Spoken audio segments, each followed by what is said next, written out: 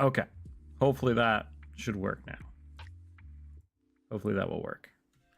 I swear, if my pen is broken now, I'm gonna lose. No, we're good. Okay. Everything should be fixed. This chat is no longer the correct chat. I need the new chat. Pop out. Pop out that chat. Pop it out. All right. Okay, good. Okay, people are back. People should be able to hear Corvus now, I hope. Hello? I'm going to try to move this without unplugging my microphone.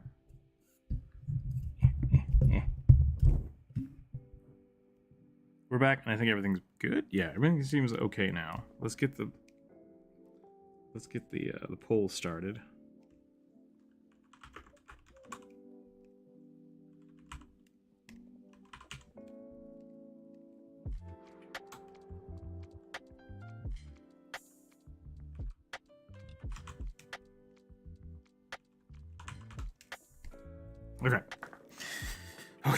Okay. Yeah. You can hear Corvus's lovely melodious tones.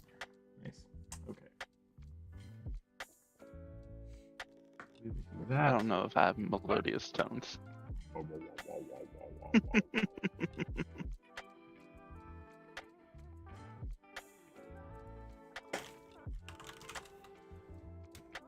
that over there. Hopefully everybody's back in. We have been released from the void. Good. Okay. Here we go. It's art time. It's art time, people. My eyeball is bonkers right now. Let's get this rugby started.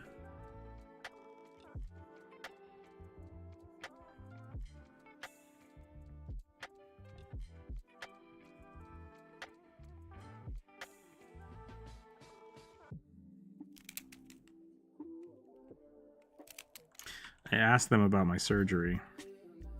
And I was like, if I do nothing, it's going to take another like 4 to 6 months for this to heal. And the doctor's like, maybe. Like, very possibly. And I was like, okay. And I was like, so am I giving up? Or am I... Like, what's the downside to doing a surgery on my eye? And he's like, well, it might advance your cataracts, which I don't have. He's like, you're young, it's probably fine. And I was like, so I'm maybe getting cataracts sooner in life, but I'm saving 4 months of vision now? And he's like, yeah, we can fix cataracts. It's good. And I was just like, the fuck is going on? So like, eyeball medicine has wildly, dramatically changed since I was a child. And it just spooks me. Like, it freaks me out.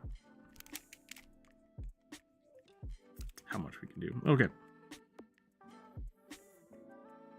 1,000 years and I'm free to contribute. Yeah. Alright, can everyone hear me?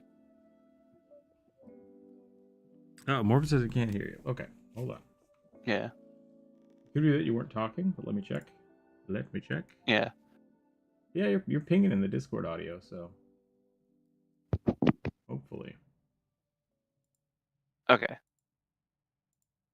I mean, I wasn't talking for a moment. I was just typing out, like, could people hear me? So.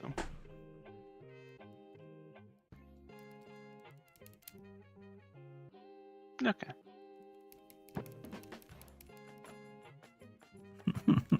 Welcome back to the Corvus show.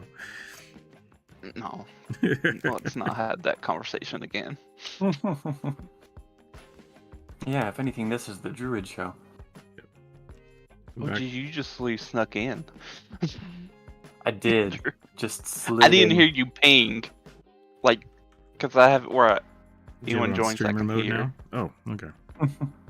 I have it on streamer mode, so I never hear people join call. Great. I need notifications. I don't care if it interrupts gaming or whatever.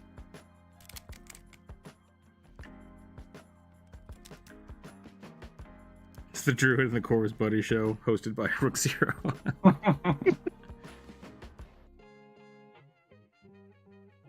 Welcome back, everybody. Sorry about the late delay. Had to schedule an appointment. Well, I had to schedule a surgery, which is fine. That will be on the 31st. So, There will not be a viewer suggestion in 2 weeks. I'm just going to take that week off to deal with that. I think that'll be fine. So we got to get a whole bunch of them in right now and next week. And we'll do that. We'll narrate, yeah. How are you doing today, Dread? I'm doing pretty good. Also, hi Onimaku. The yeah, no, I'm doing very good. Wednesday's workout was really good, and I am very sore in places I didn't expect to be sore, and not at all sore in places that I expected to be sore. Nice. And also, I'm excited for today's workout. Because today's workout is the fun one. It's beach body muscles. Sounds pretty good. Shoulders, biceps, upper back. That's the only ones I do. That's not true. I do those a lot, though. Yeah. A vendor in a video game bought a new weapon and everyone is hyped. What? What are you talking about, Druid? Tell me more. Druid caught me heavily off guard, made me jump. That entry was way smoother than my brain. The new video, everybody, is live. Go leave a comment on it. I want to see if we can get this.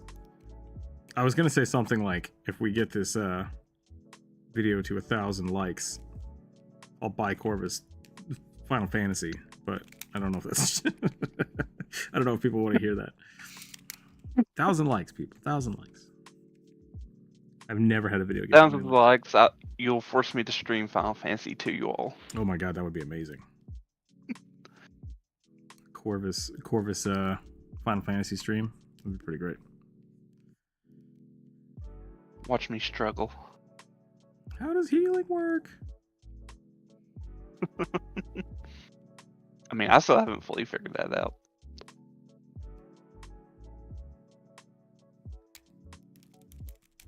We gotta get Corvus Final Fantasy. I was looking at that, like, so essentially the way the likes work for my videos is I think it's like 10%. Like 10% of the people that watch the video usually give it a thumbs up, which is, I think, good. Like, that's great. I think that's awesome. And of that, like 10% of those people subscribe or are subscribed. So it's really strange. But yeah, so I mean, like, for if I got 1,000 likes on a video, that would mean that that's one of like the best videos I've ever produced. Like, that would be the most performing video I've made. So that's a big ask, but I shared it on my Twitter. I don't have a lot of followers on Twitter, but maybe they'll at least give it a view.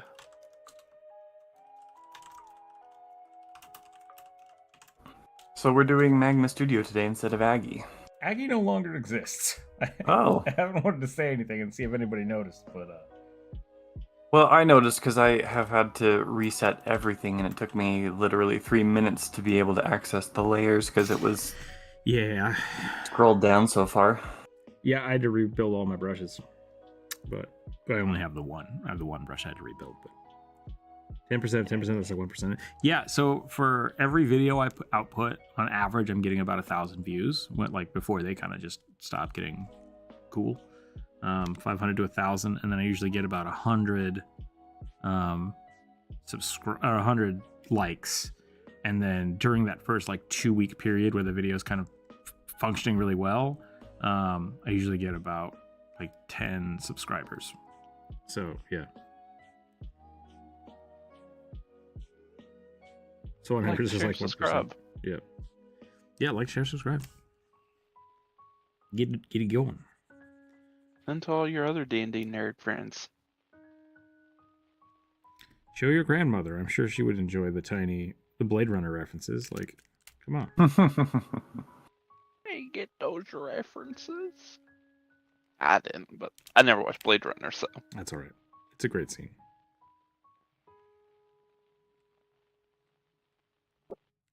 Called out on the Galoma comment, though. I think. They are easier to wrap my mind around than Konrasu. I'll just say that. I gotta add. So the Galoma are creepy horse people wearing Pokemon on their face. Oh no! That's not even Pokemon. That's literally just like their biology. Well, you say that's that. not even like. You say that. So we have the creepy horse teeth Galoma here, and it's got its 6 eyeballs, right? Except I don't think those are its eyeballs. I think these are its eyeballs. Up here at the top. I think it's got Rook, 2 eyeballs. It has so many more eyeballs than that Rook. Yeah. I hate it. I hate it. You know how mane? it has that mane? That's not, the mane is not fur, those are eye stalks. Gross. Yep. All those little glowing gel dots, those are all its eyes. Hence why it has like 360 vision. I subscribed right after I saw the Dead Cell video, and that was ages ago. That's a good one. That's a good one, Oliver. I need to do more fan art, I guess. That seems to be the big subscriber push. I mean... New sleep paralysis demon just dropped? Yeah, it feels... I mean, Spurt is what got me in your channel. Yeah. Critical Role has done a lot of good for me. I want to draw more Critical Role stuff, but I need to catch up.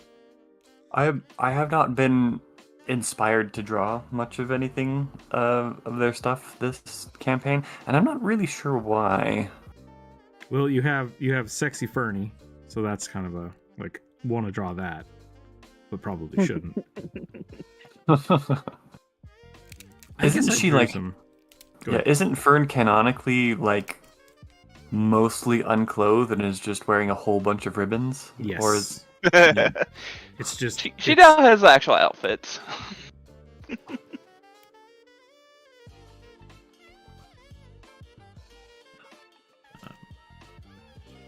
Like it'll be purple. Yeah, I'm not caught up, and so the only thing I hear about a new Critical Role season is just like everybody boinking each other, and I was like, maybe I won't draw that.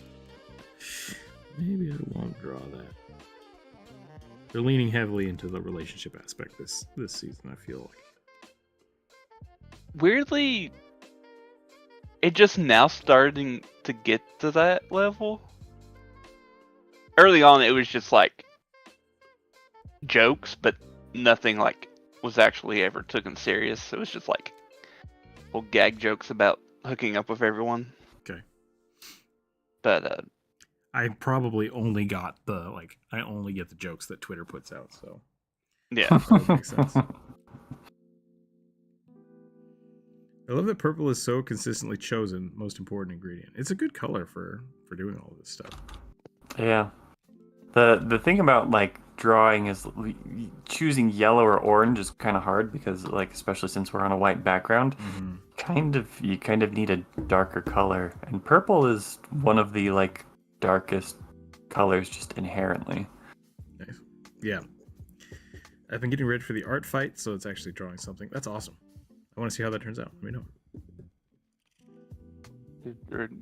Should give the little guy a buff bod. Rugby, you could be buff. I feel like after today's video, I should be drawing a Conrasu instead of a Mike did today. Yeah. Critical Role this time is more chill, less doom and gloom. That's fair. I'd love to see a ripped rugby with a tank top that says swole. I've always voted for red. I was thinking about people keep asking for a rugby plushie. So I've been looking into that a little bit of like how to do that. And I just keep thinking like the only thing I would want for a rugby plushie is just like giant pillow head. And then like floopy and then goblin butt. That would be the only criteria. Just like that's it. So less buff and just more goblin butt.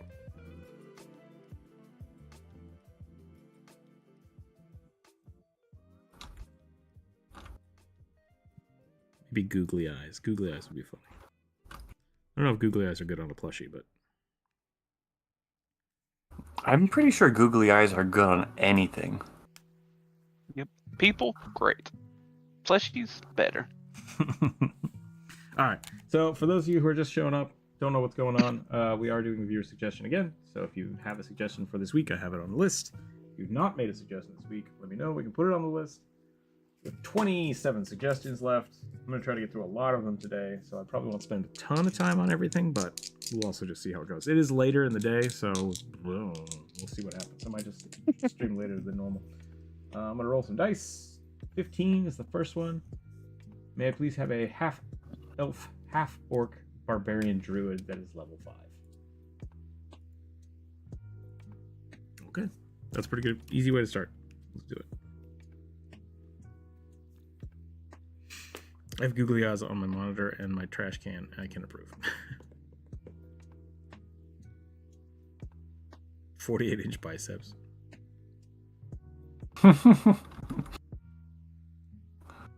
Just too jacked. You calling me out? Is that not a good workout goal? How big is a 48-inch bicep?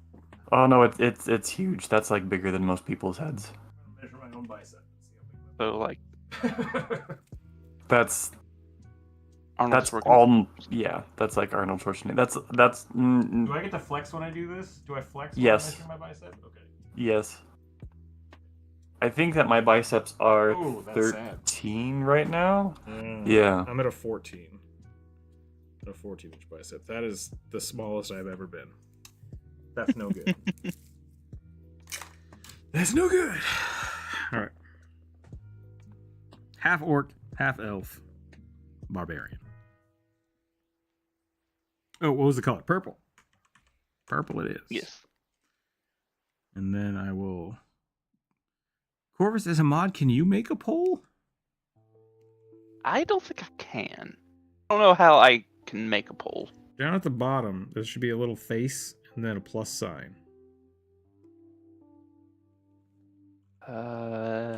No. So I just have like normal chat stuff. Okay.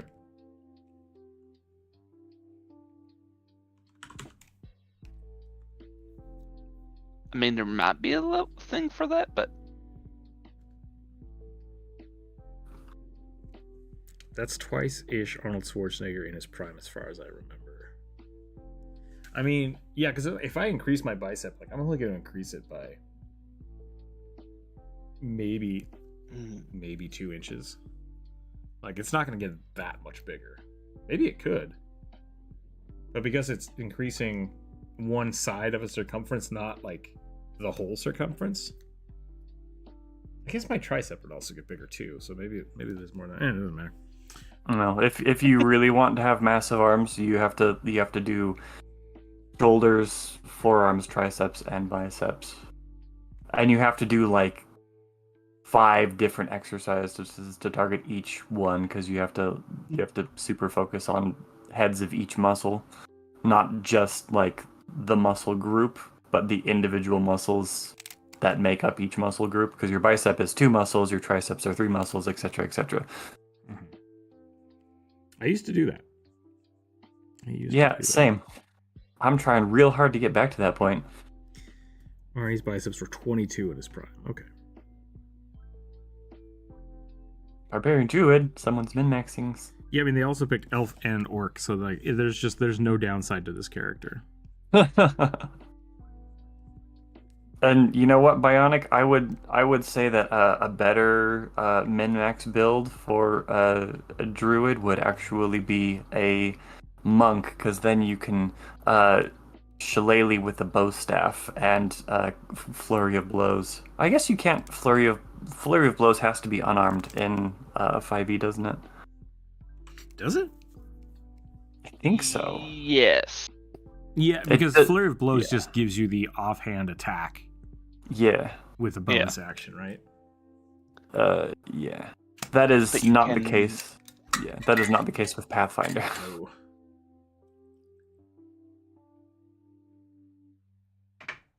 I think you can maintain wild shape while raging. Like you had to wild shape then rage. That's an interesting question. Yeah, because like you can't maintain a spell while raging. But wild shape isn't a spell; ability, it's not a right? concentration. Yeah.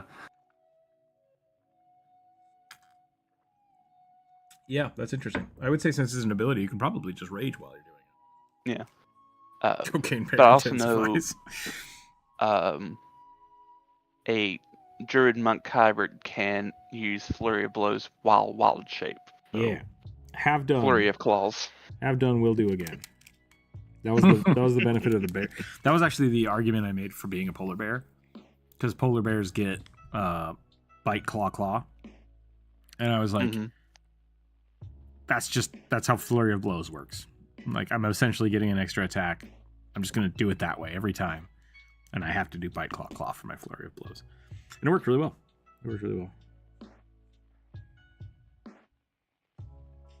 Yeah, I was looking at Rage for 2nd edition Pathfinder, and the stipulation for it is you can't concentrate on a spell, but you can cast spells that only have somatic components. Because verbal components is concentration, but somatic is just flailing your arms. I like that, yeah. Just like rage casting things at people with your fists. That's good. You would just have to you would have a very limited spell list, because a lot of spells are have verbal components to it, but there are a few that just have thematic. For a couple of discussions, it would seem that both rage and unarmored defense would apply while wild shape. Yeah, that makes sense. I can see that. Astral Monk Druid is busted OP, turn into a flea and smack people around with your astral arms. Aren't you a bear character that's a fighter or something? I had a monk. Yeah, I had a monk that was a polar bear. He was not a bear person. He was just a polar bear. And it was amazing. His name was Orson Barrington. And he eventually became an admiral. Admiral Orson T. Barrington. The T stood for the.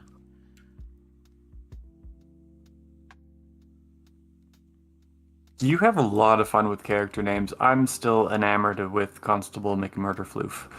I don't understand the. I yelled at Chorus about this the other day. Because Jump Rope does the same thing. They do, like, using the name generators in video games. Mm-hmm. It's just like, no. Like, I can't do it. I can't do it. It hurts me. Well, that's you. This is us. Oh, yeah. I'm not telling you it's wrong. I'm just saying I hate it. Yeah, Corvus. He's allowed to hate Corvus it. is taken. 9 times out of 10, Corvus is taken. I don't like having numbers in my name. Not numbers, but letters. Ooh, called out. Beef. I have both a word and a number. So I've told you, maybe I haven't told you guys the story of where this came from. Partially. I think you have. Okay. But tell it again. We've got new people in the chat. So there's a whole bunch of different little components that came to this, but the first time I ever used Rookzer0 as a function was Final Fantasy XI. Because I'd returned to Final Fantasy XI, and I couldn't remember my login password. And I was like, fuck it, I'll just make a new account. Made a new account, jumped on the server, and I couldn't use Rook because Rook was taken by me on the other account that I couldn't get back because I bought it when I was like super young, and the only way to recover your account was to tell you, like, what's the credit card number that was used. And it's like, I have no clue. Like, there's no way I would know what the credit card I used 10 years ago was. So I made a new account, and then that was how I got around it. Is I made myself Rook0 because it's like, it's still me. I'm not Rook 1. I'm not Rook 2. I'm still the original Rook. I just can't use Rook anymore. So that was the first time I ever like functionally put that in somewhere. But yeah, so that was fun. So my aura is not the only one who is named with that name as well, because apparently you can search up the names, and there was another person in a different server that has the exact same name as my character. It's funny. It's also not surprising. Like, there are a lot of people and kind of only a limited number of names on that name generator, and a lot of people know about that name generator, so. I like Corvus von Dragonman. That would have been a good one. The cool thing about Final Fantasy is that you have the first and last name. So you can play around with that a lot. Yeah. I'm not used to having both of those options, and so I was like, I don't know what to do. Why would you give me more than one name? When the game first came out and you picked your last name, that was the last name of every character you created. And it was the stupidest idea they had. It's just like, don't do that. don't do that. That screws over a lot of people that aren't going to understand what's happening.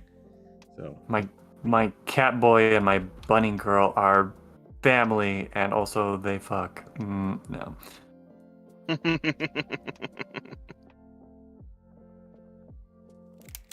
I didn't even think about that part of it. Yeah, that's a little weird.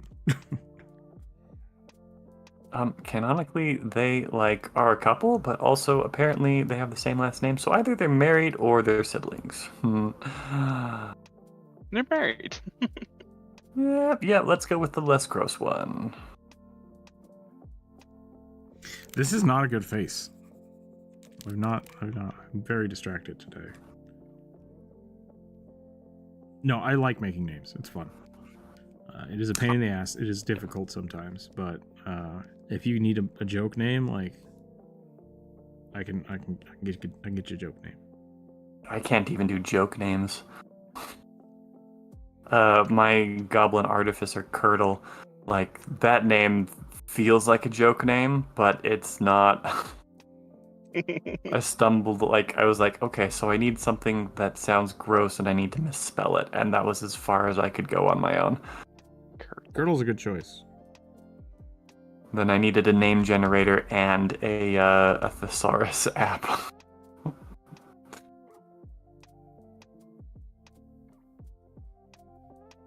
I do like Curdle, but I like Gork Gutgak from Dimension 20. Rook, there's a spell that keeps things awake. That sounds awful.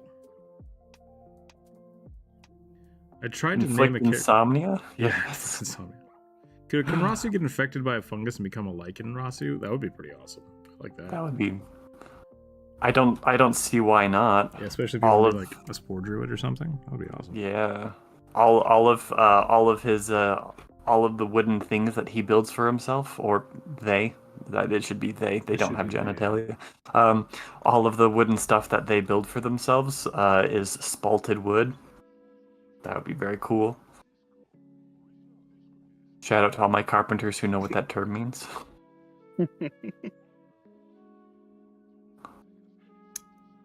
I might be using that wrong. I assume spalted wood was the wood that had like a weird dark grain cut through it. Correct. That's but caused by fungus? It's caused by a fungal infection, yes. I didn't know that. Yep. I guess that makes sense. It's also incredibly, not incredibly, but generally more weaker wood as well. That would make sense. Yeah.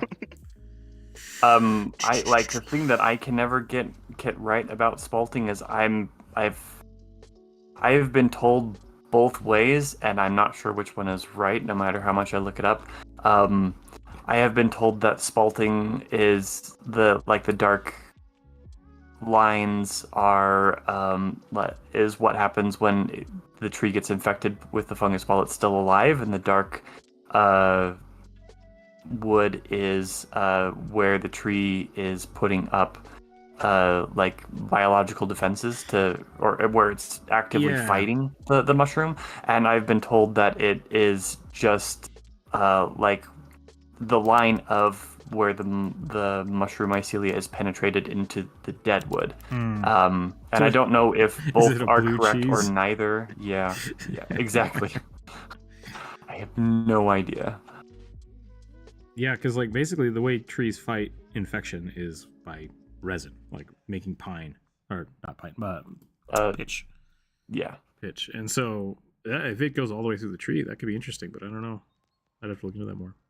I'm missing a whole lot of chat. Hold on, everybody. Sorry. I've only got one eye today, so I'm a little... I'm not doing my job. Try to name my characters... Try to name game characters with funky spellings. That's a funny way to do it. I once joined a Discord and someone had an IRL name as their username. I mean, that's a thing. That's a thing that people do. Yeah. You shouldn't ever actually assume that it's their actual first name also. Yeah. Yeah, it goes both ways in that respect. It very well could be, but they could have just made up a real name. The paladin said working hard or hardly working to a blacksmith while doing finger guns. He had a -1 intimidation on everyone. Saw him do that. That's funny. It also looks like my cat girl is the only one named that. That's cool. I inflicted upon you the ability to have a good night's rest. For like a night.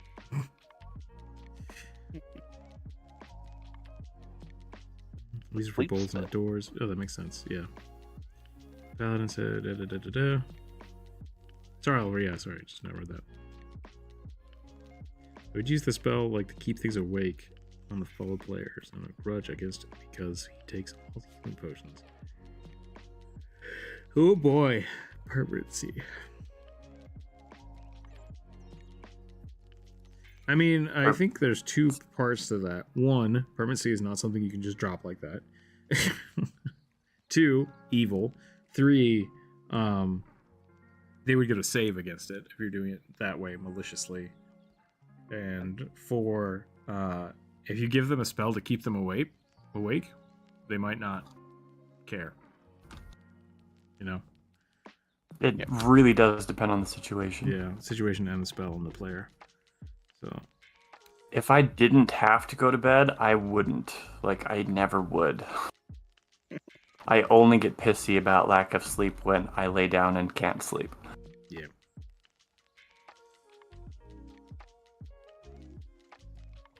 Watch out for the exhaustion levels. And I do want to just point out that, like, once again, the whole permanency thing is not. There's a lot of stipulations on that. Yeah.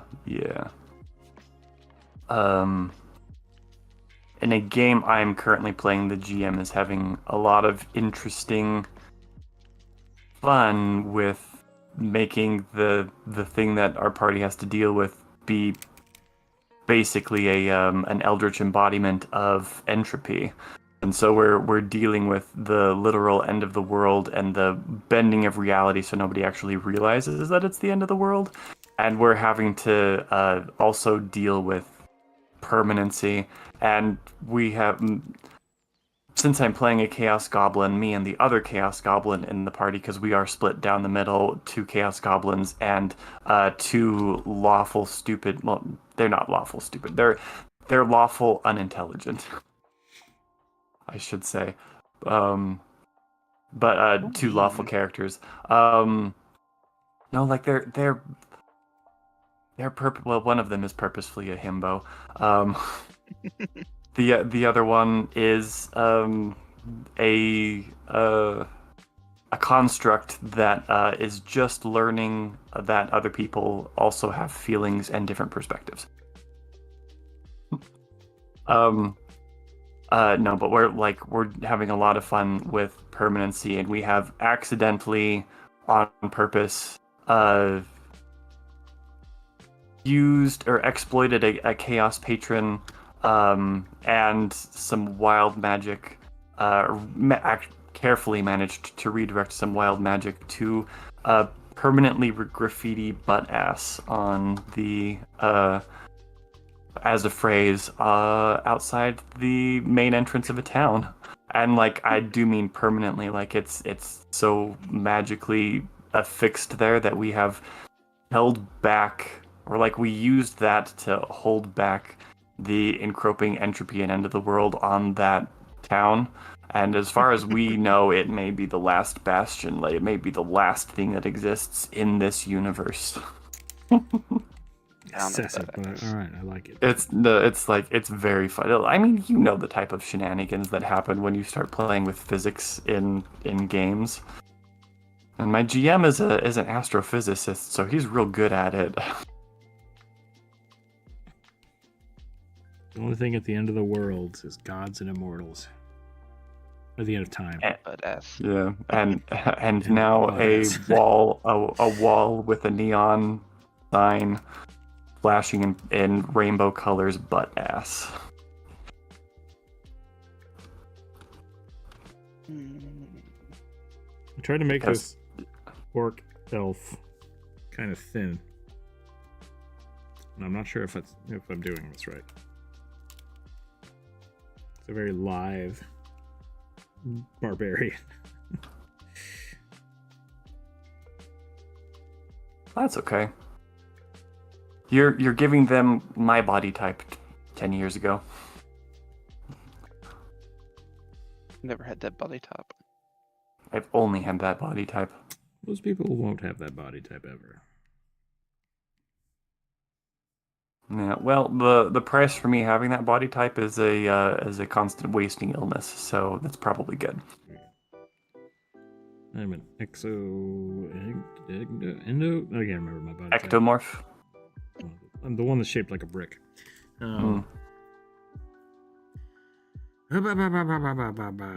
Which was me? I really don't want to be mean, but you sometimes just make up words while reading it and create a whole new meaning to the sentence. Me?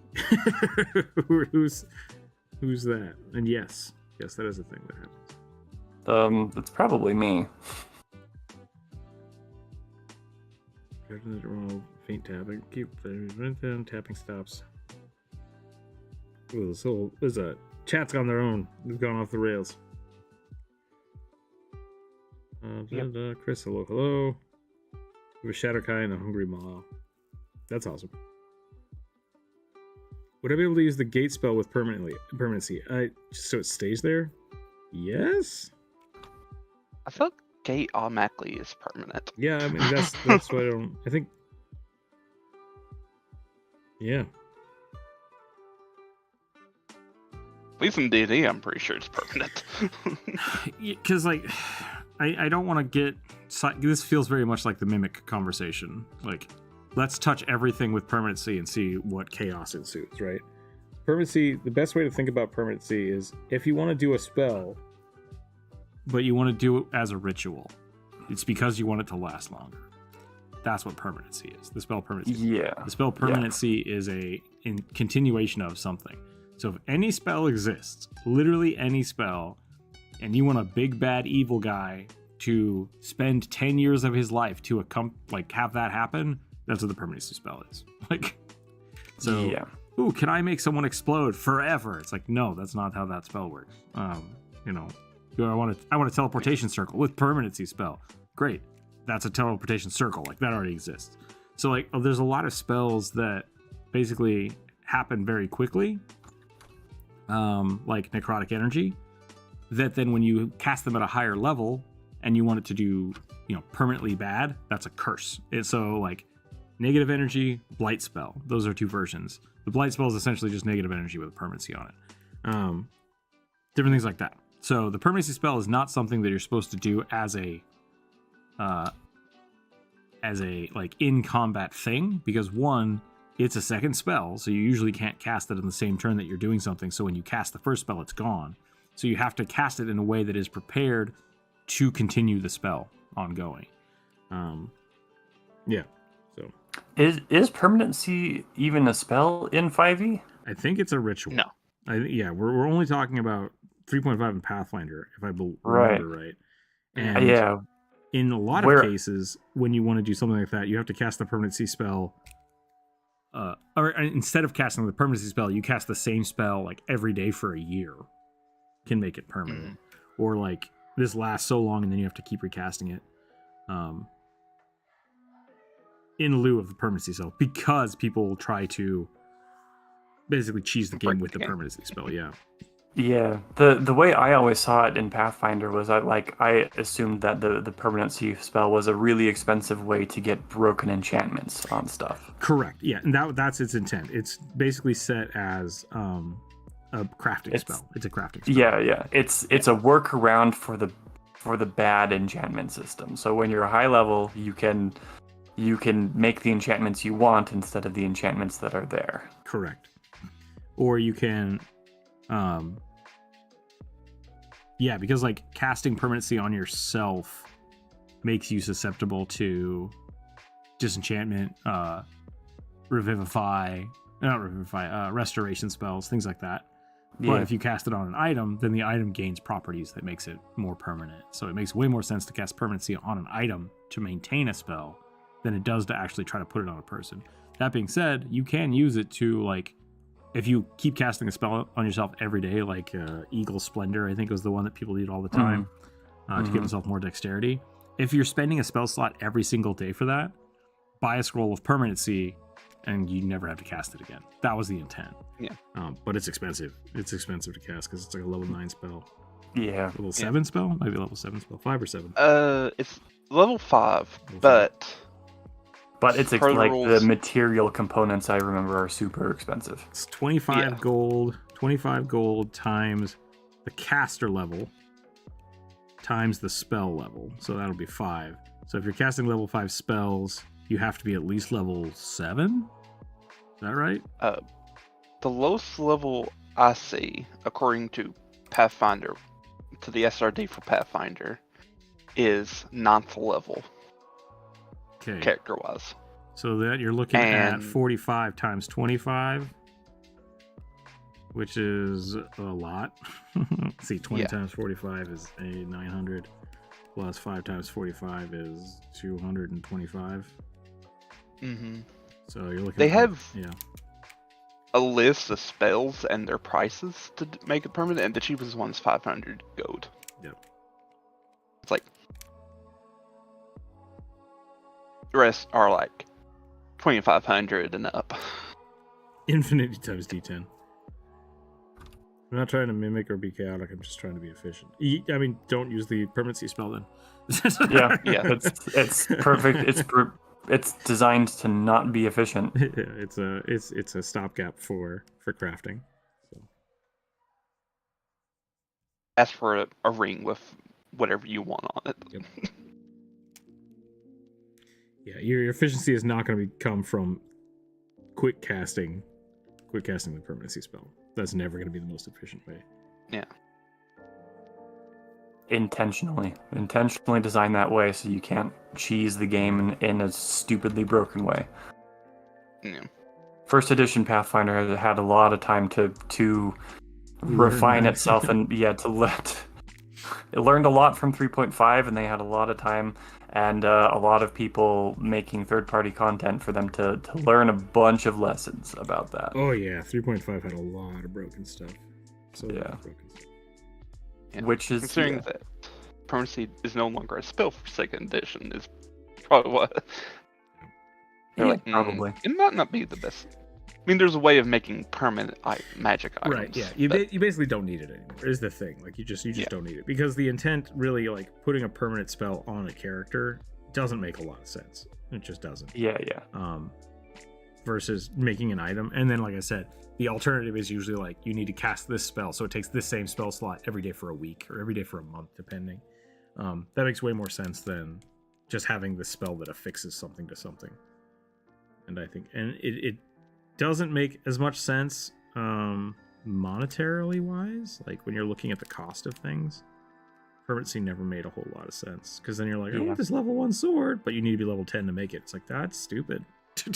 That's really stupid. How can I make a level 1 sword that has like fire on it if I have to be level 9 first? Nothing will ever be efficiently well made for that. So Yeah. When you start worrying about this, have you basically become an NBC crafter? Yeah. I was talking to one of my friends about being an archer, and I started working out like, okay, if I have to use this many arrows to kill somebody, I had a cost to fight somebody. And he's like, as soon as you start thinking about the game like that, you lose. You've lost. Like, you're done. Don't be an archer. I was like, fair. That's a fair way to look at it. So yeah. Don't stress out about it like that. I really don't think you need the permanency spell moving forward.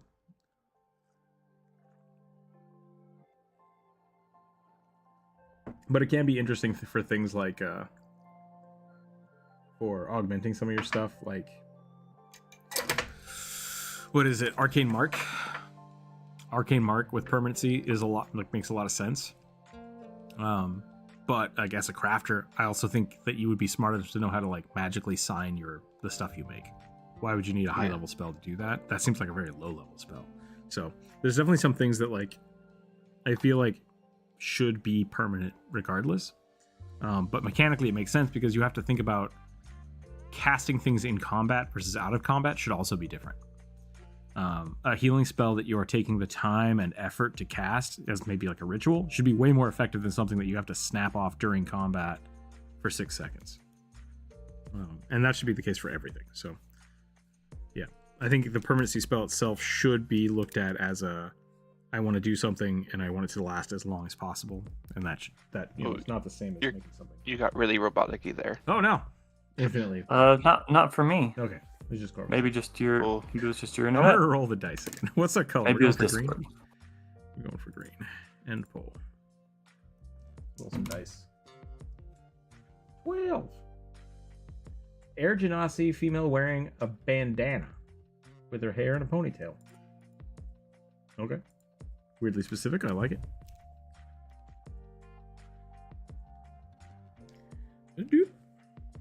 Good visual details, though. Yeah.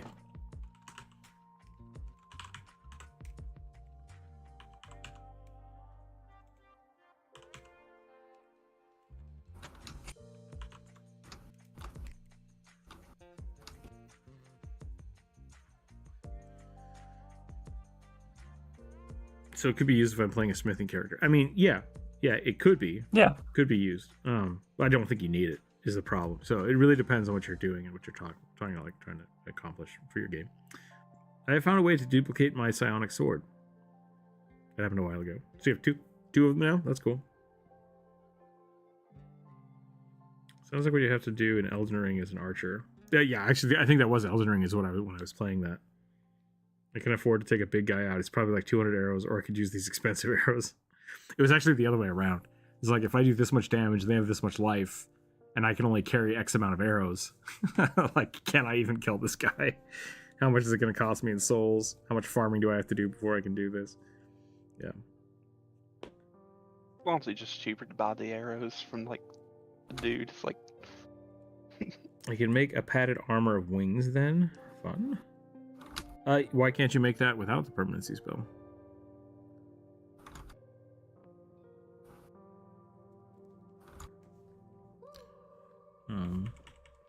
Yeah, because like, if you're just making armor of flight, I would absolutely flavor the wings on it. But you should be able to make that at level, like what? Flight is a level 4 spell? Level 2 spell? 5. Level 5. Oh, same level. So yeah, it doesn't matter. Maybe in D&D it's level 5. I think it's the same level in Pathfinder.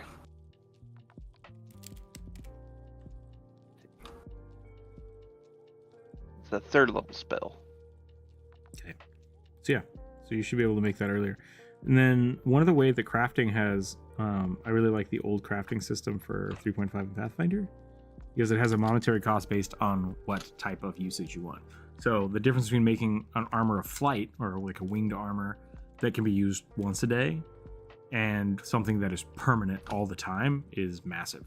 Because essentially you can take something that would have charges, like a wand, and just divide it by 50 and make it a one-time use item. So you can make like really cheap wands of healing that only work once for like 10 gold, something like that. Or you can make it a fully charged wand, which would have 50 charges in Pathfinder, for 500 gold. Or you could make it, you can use this 3 times a day, which would be like 1500 gold. So like all of that math is in there that they built into it. And that's why I was always bummed that 5e's just didn't do any of that. They're like, nope, the 3.5 one was already complicated enough. We're not going to add it to the book, but if you want to do it, go use that. Just go use it, because like there's already a lot of time and effort put into that one. Yeah, and I am almost as frustrated with 2nd edition Pathfinder's wands and staves and shit as I am with 5e's. I'm hoping that when they release the rework, what do they call it? Yeah, it's like Core 2. I'm hoping they're gonna clean some of that up. Yeah, I was reading about that last night, and they were basically saying like, we're gonna do this, and then we're gonna go basically just use that moving forward for all of the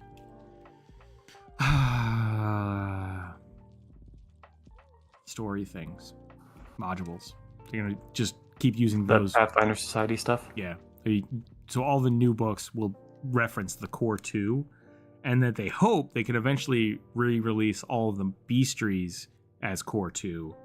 But that's like, they're not even really worried about that down the road. Like, it's all backwards compatible. It's fine. The core rulebook would explain anything that needs to be changed. We want to eventually do all the monster books, but it's not on our list to like worry about. So twice the power. Insert the evil maniacal laugh.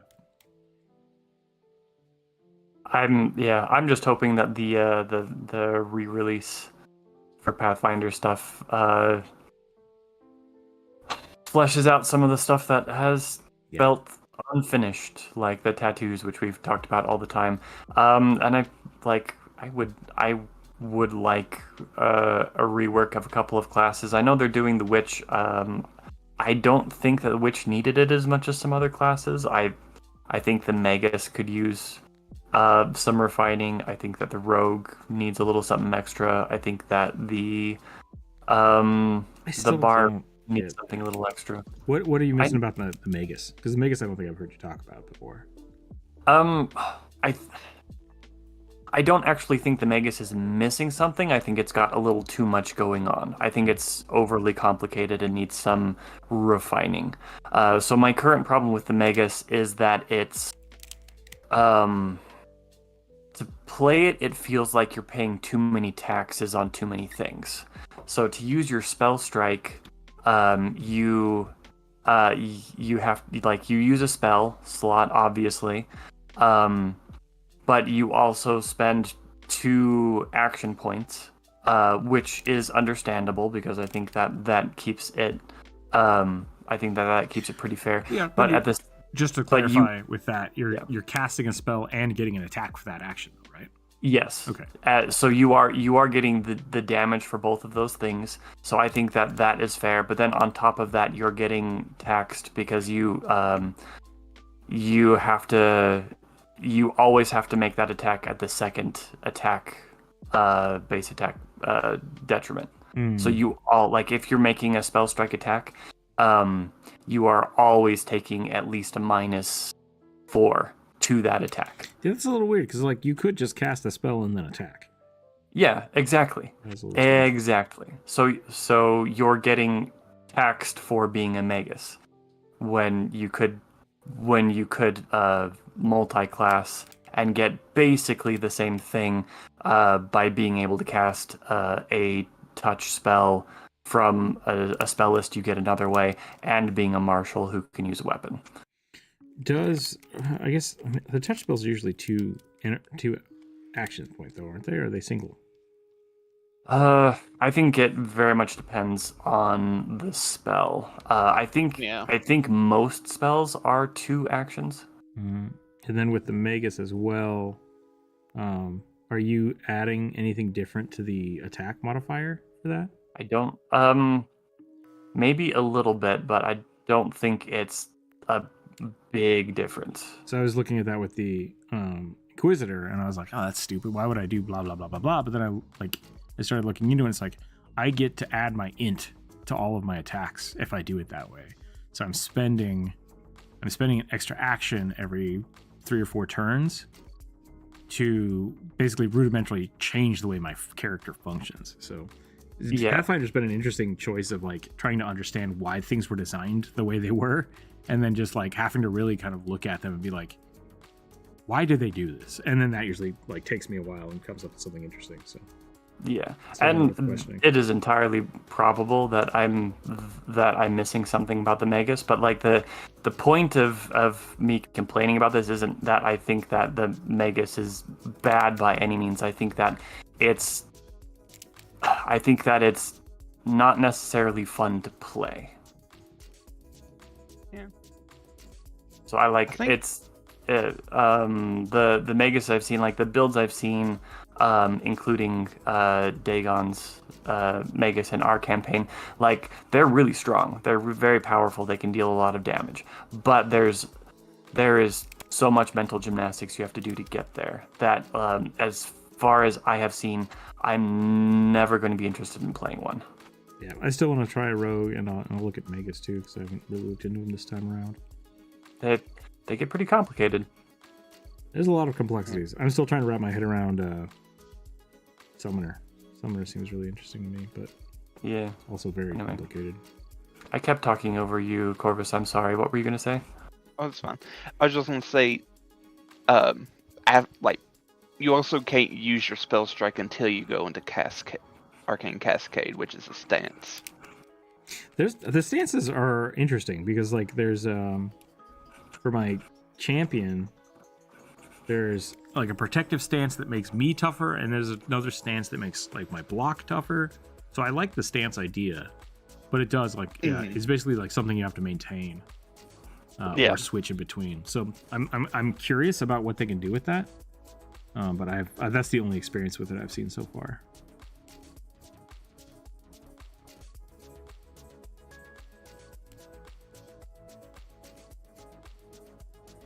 I've given this Conrasu a total come at me bro stance. They're fun to draw. They are fun to draw. Go check out the new Conrasu video, people. Leave a comment. Leave a comment on that video.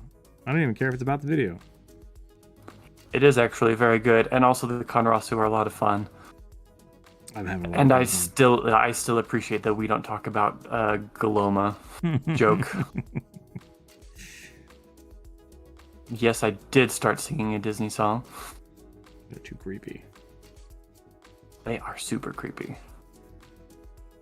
But we've already talked about that.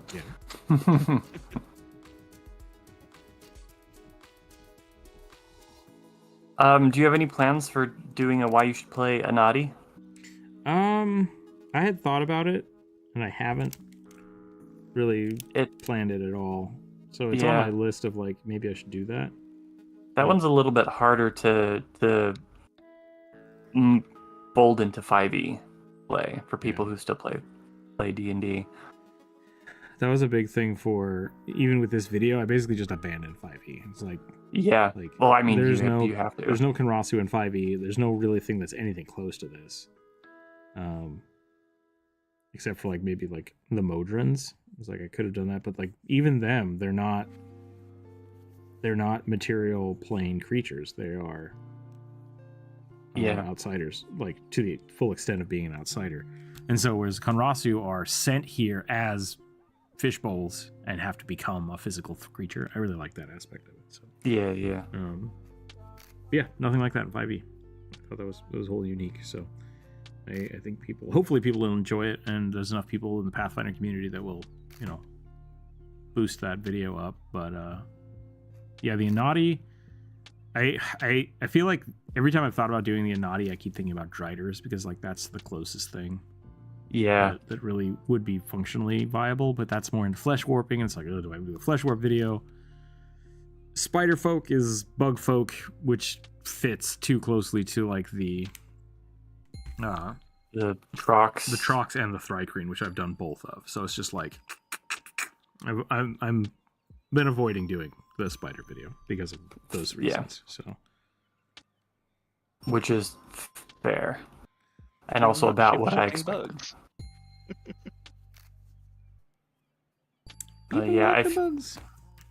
If you guys want to play a kitsune butt spider instead of because I mean essentially that's what it is, right? They're spider folk, but they have a human form and a spider form. Like, if that interests you at all, like, hey, play Pathfinder 2nd Edition. It's a very cool race. They also have a hybrid form. Yeah. Like do they? Yeah.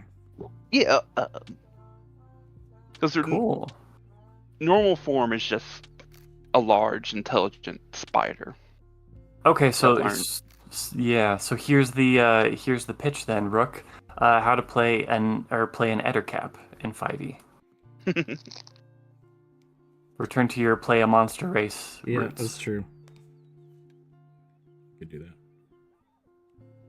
I love Ettercaps, by the way. They're a lot of fun. I remember seeing a video once. I'm not sure if this was before I started hanging out with you or not, but I remember watching a video where someone was like, let's figure out how to make Spider-Man a race for D&D, and like they came up with a half Ettercap. I did see that video. I know what you're talking about. It's like, what a weird way to do that. Yeah. Cool idea, but not how I would have gone about it. See what else check on here. Burning says, I like Witch as well, though it takes more planning than a lot of other casters. Yeah. I never plan on going to... I'm probably never going to leave D&D. But it's just because I like the homebrew I have set up, but I don't buy WotC content. Still going to play the Urlithid. Thinking about changing it to a bard so he can be really good at juggling. You can do that. Yeah. You can also just be really good at juggling as any... Just, like, put points of performance. That's all you need. Yeah. Yeah. And I totally get that that stance about not wanting to shift from what you've got because you've got your homebrew set up. I felt that way about first edition Pathfinder. Yeah. And I have since moved away from that because everybody was wanting to play 5e just because it was much easier to GM. I am so I have in now, well, I was going to say in the past, but it is still concurrently happening. I built 2 or 3 different worlds for campaigns, and I've played all of them in both 5e and Pathfinder. Like, it's so it doesn't matter. Like, none of it matters. Any homebrew you have can convert to anything. Like, if you already homebrewed something, you already understand it, like, at its fundamental point where you can probably transition it pretty easily. So yeah, don't worry about that kind of stuff. Like, just play what you want to play and what is fun and what seems interesting to you, and the rest will figure itself out. I'm making this Genasi really buff. I don't know why, but it seems right. You are. It seems right. She looks badass. Yeah. And I stan badass women. Also, I'm very much attracted to them, so. Can't remember how this... There we go. Okay, I got it. Trying to figure out the pose I was trying to do here.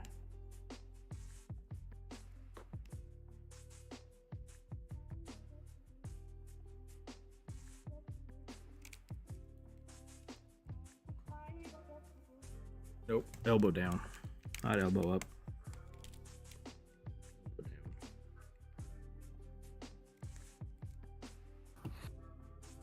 I shouldn't have done a Conross as my warm-up. This is taking way too long. Why did I decide to draw 10 hands? What's wrong with me? It's fine. It's fine. Bernie, I actually have a question for the witch. Lars is trying to make a witch, and he accidentally built it in first edition. And I was like, Lars, this is 1E stuff. He's like, what? I'm like, this is first edition stuff. You didn't click the second edition button. They changed the way that witches work in second edition. Yeah. And a big portion of that is that they changed the way animal companions work. So now familiars and companions are completely different. Completely different. And witches get familiars, which are technically not creatures. Or maybe I have that the other way around. It's very confusing. No. Because to me, a witch's familiar seems like a spell book more than like a summoned animal that you use for doing things.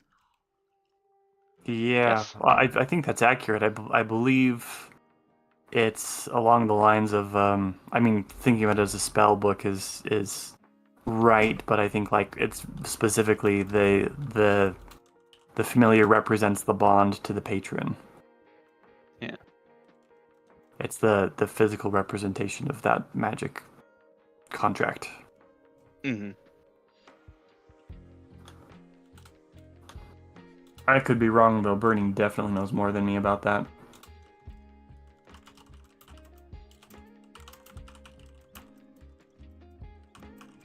Well, the perks of witches familiars over wizard familiars is they have more perks. You can just cram into their little bodies.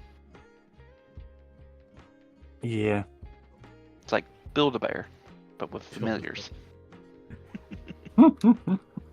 You guys want to play a Kitsune butt spider?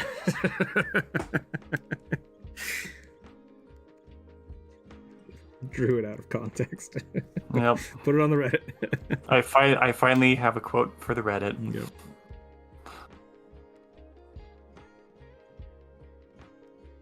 I didn't realize that. Mm-hmm. That if they go down, they just pop up during your when you prep rest. the next day. Yeah. With no cost. Into each, which is there's a spell book. Yep, the choose nicely. Another perk is the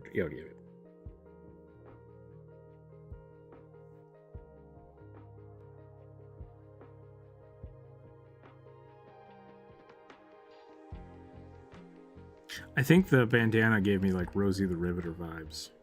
I think is what happened.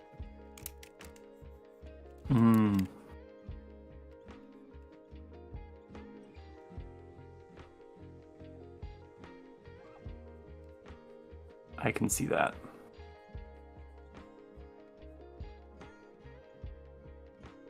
Oh, damn.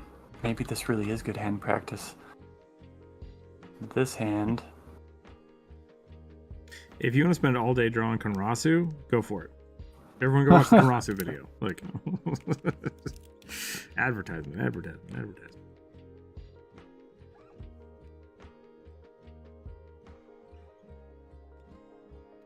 Maybe I should have people post their suggestions for next week on the Konrasu video. Maybe that's what I should do.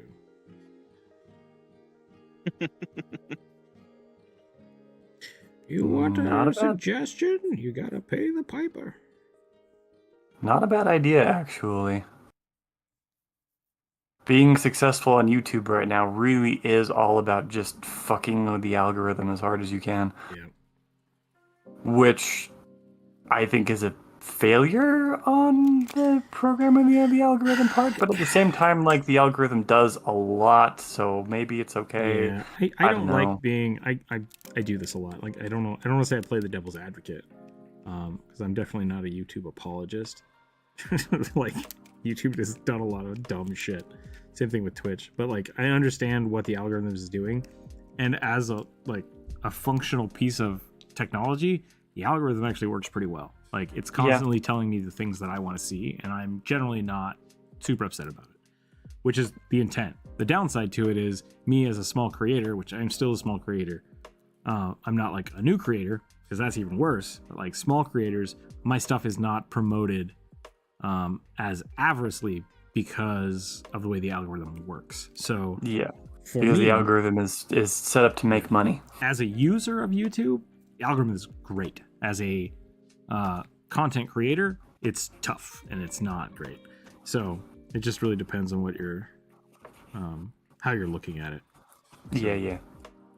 I will say the only time I do not like the algorithm as a consumer of YouTube is during shorts, because I just get really stupid, mind-numbing shorts, and it's like no, block. Yep.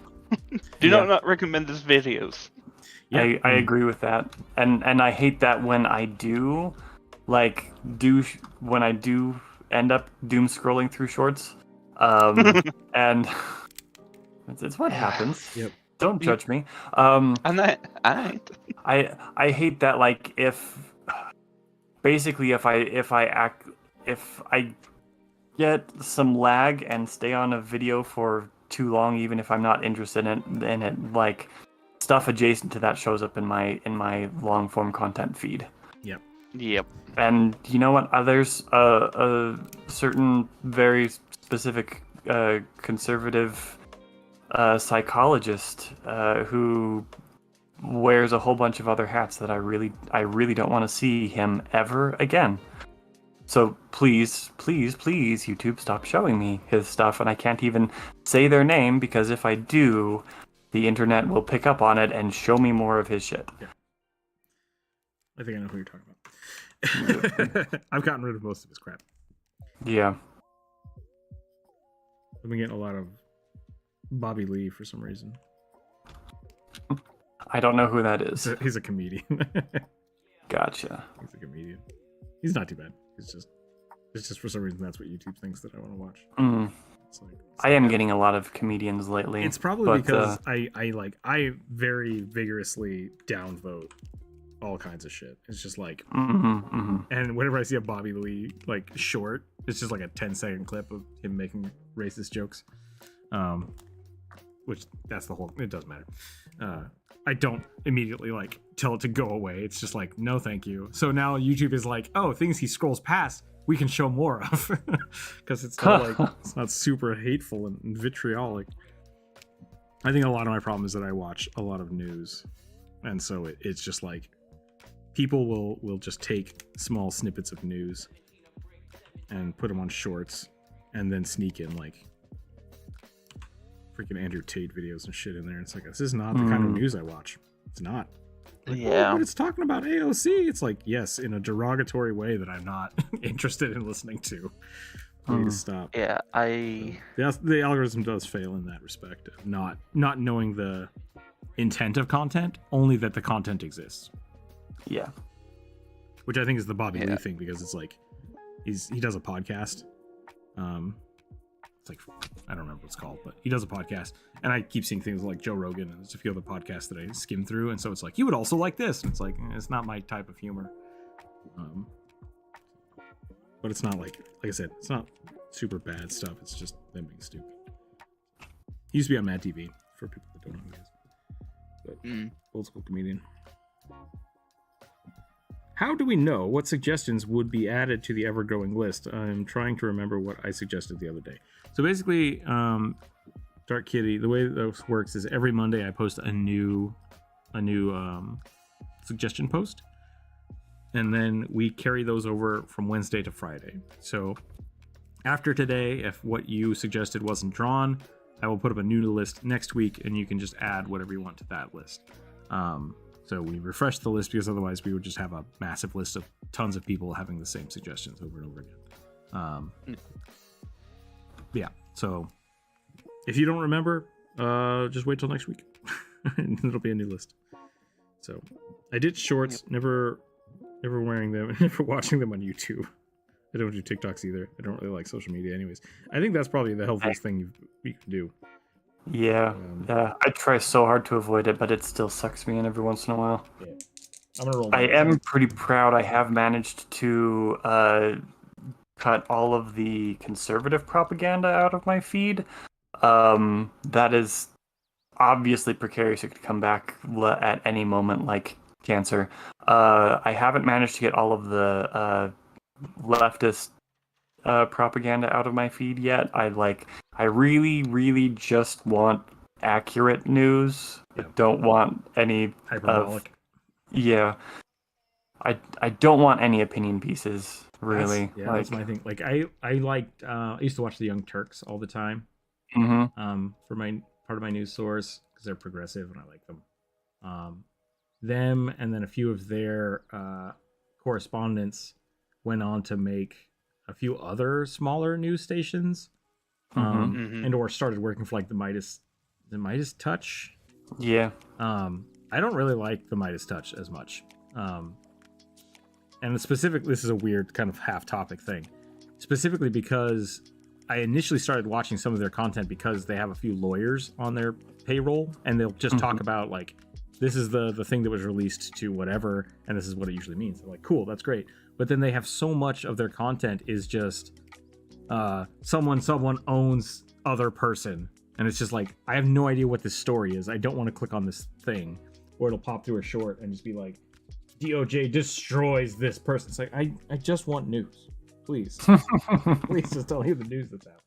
So I've kind of shifted over to start watching like PBS NewsHour and ProPublica. Like I'll hit those two up and like try to just avoid the rest of it. A 9'5" scarred dragon turtleborn with giant horns that he uses as anchors. Oh wait, with giant horns that uses an anchor. Okay, as a hammer. So is that a dragon turtle based dragonborn? Sounds like it. Yeah. Cool. That sounds pretty cool. I have not thought of that combination, and now I wish I had, because that's awesome. Go full on. I'm Alligator snapping turtle vibes. Yeah, no, I'm stealing it. It's mine now. I mean, I swear I've drawn that. Have I not drawn that before? You may have. Maybe it just didn't register to me. I think part of it is entirely possible. Jump Rope loves dragon turtles, so I'm sure I've done it in the past. I definitely have heard of the combo before. But yeah, but like, you know what's happening at WotC more than the people who work at WotC. So I can't help it. I don't have a laugh. Make it your WotC, life. Paizo, how? Hire me. Do it. I mean, if you want to I'll apply go do work Paizo, for both of you. I live like 10 miles from their downtown location. I was actually going to bring that up one day. It's like, their offices are in Washington. Mm-hmm. I wonder how close they are to Rook. I don't know if I've applied. I knew a guy that knows a guy that like. One of the guys at Paizo went to college with one of my professors, and so I've talked about that, and it's just like because of that, I've never wanted to like reach out. I think I applied for something at Paizo once, and I didn't get it, but like I've never thought about doing that. I applied at Wizards of the Coast twice because they're also pretty close. Or at least Magic the Gathering. Magic the Gathering is here in Seattle. They didn't want me. Maybe with the way things have gone, you lucked out. We want to know what happened, not what you think about what happened. Yeah, exactly. No one cares about your opinion.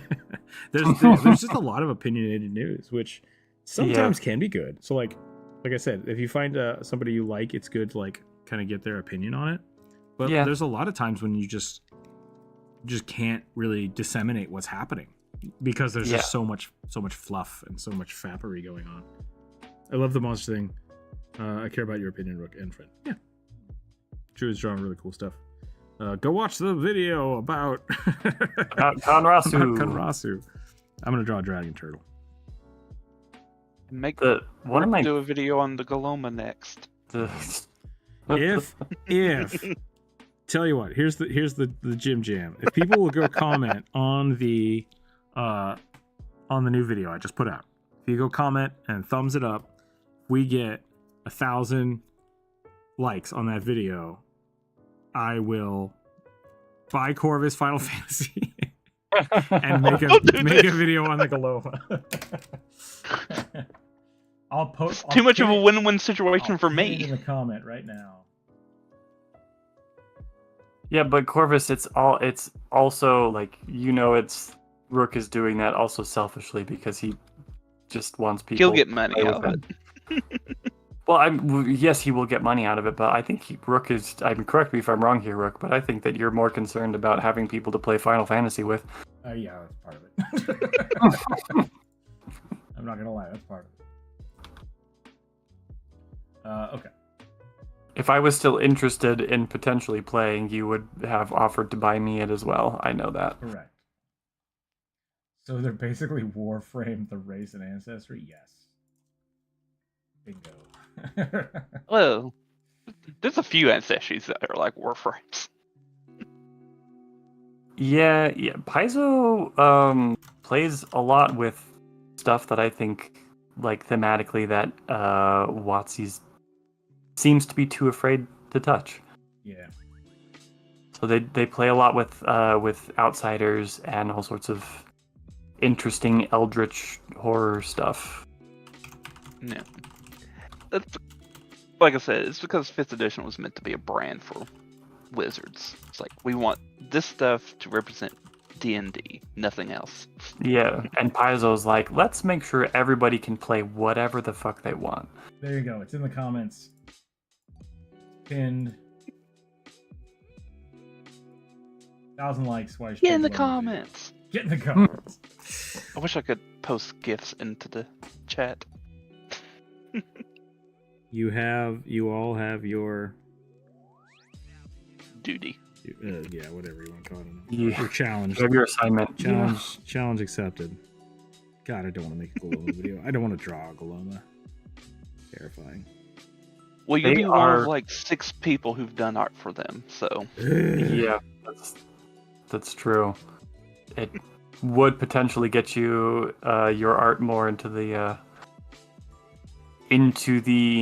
internet. That's true. Yep. Doesn't change the fact that you don't want to draw it. I feel like Galomas, aesthetically, they are so much like those weird horse spiders from 5e. Mm-hmm. Or they feel like Pokemon. Is that not 5e? They feel like just horror Pokemon. Yeah. I agree with that sentiment. Well, what's kind of the funny thing about them, they're meant to be this, like, really nightmare-inducing creature physically, but like in terms of their actual personality, is they're incredibly terrified of everyone around them who has. That's not like their own kind, because I super respect. They were hunted. Yeah, no, I super respect their design in that respect, because Paizo actually designed them like prey animals, like bipedal sentient prey animals. I watched a little video this morning. Someone talking about Dark Sun and how Dark Sun is essentially like dead. Like they can't do anything with Dark Sun anymore because of how ingrained genocide and slavery is in the Dark Sun universe. And it's not that like it's not that those are touchy subjects, which they are, and like they're hard to play correctly and respectfully, but because they are that way, WotC just basically will no longer release content for it.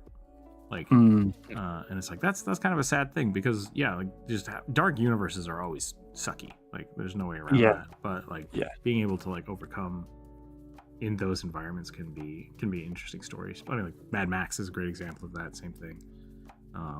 You can tell a good story with those things and wow, I can't think anymore today. My brain is But yeah, like, so it's interesting. I never thought of it that way as something that WotC basically won't touch because it's too controversial. Partially because they don't know when to not shut the hell up about normal stuff that's controversial. And so just like the fact that they would make it, I don't know if it's a fact. That's someone's opinion, I guess I should say. Like, but it's an interesting way to think about it. I wonder if it's true.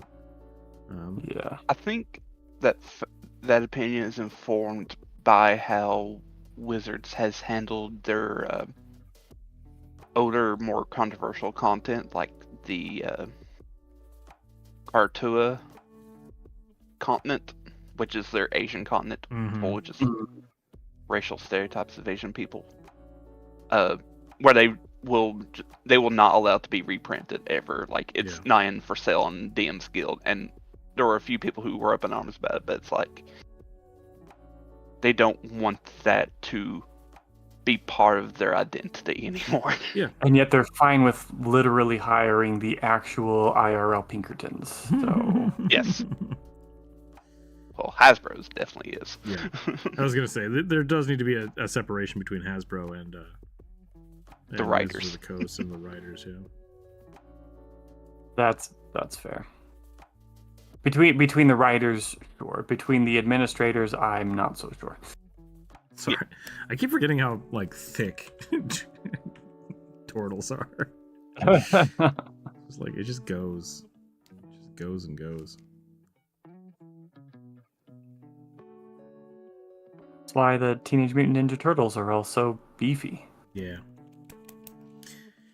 Because I don't know any 16-year-old human who's got that much muscle definition. Your new color is red. So, Morbid, the way we do this is every time I roll the dice, I take the color and I make a new one. So the next one will be red, unless the color changes.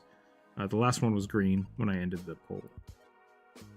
You can see Pan was green there. So people have found a new way to annoy me. My calves are comically large, so now my friends try to yank my trouser legs. Because it takes me 5 minutes, and now they got to pull it back down. I'm sorry. Sorry to hear that. The people you're playing with are pantsing your character. They're that juvenile. Yeah. They have not yet succeeded. Interesting. Blue, purple, and red are definitely the best colors to use for upper-crust warrior types. Red for blood, blue for purples.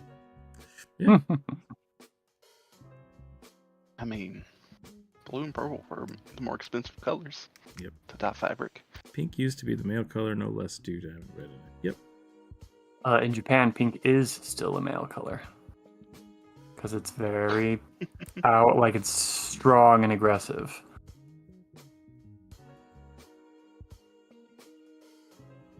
Yeah, Macedonian wearing pink capes, I'd buy that.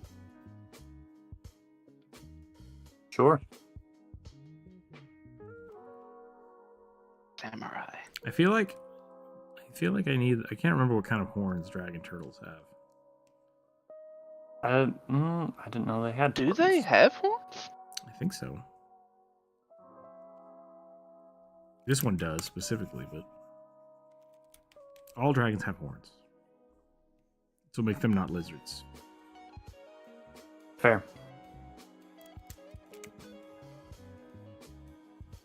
Well, sorry, bug crawling all over me.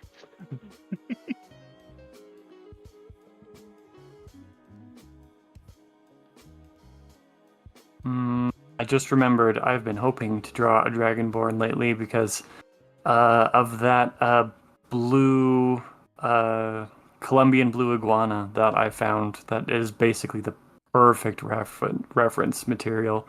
Nice. For a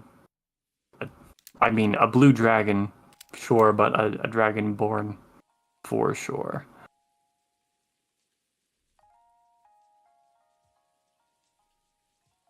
There's you a dragon turtle. Oh lordy. I guess they don't have horns. Here's. I'm thinking of the dragon turtle from Avatar. Look up the dragon turtle. The lion turtles? Lion turtles, yeah.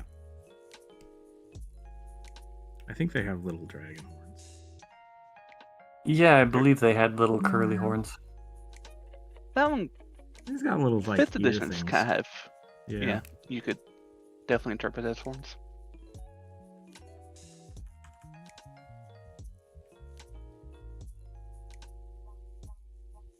Oh, they have teeth? Shouldn't have teeth. The turtles have teeth. Lies and slander. Sea turtles? Have you ever seen inside a sea turtle's mouth? Those aren't teeth. Those are filter. I'm thinking of penguins.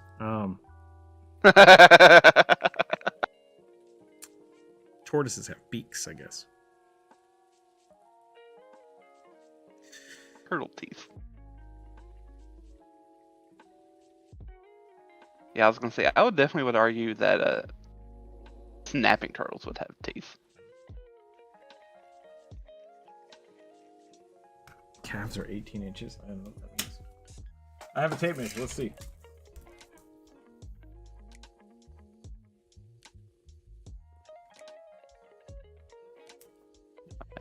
All right. 46 inches.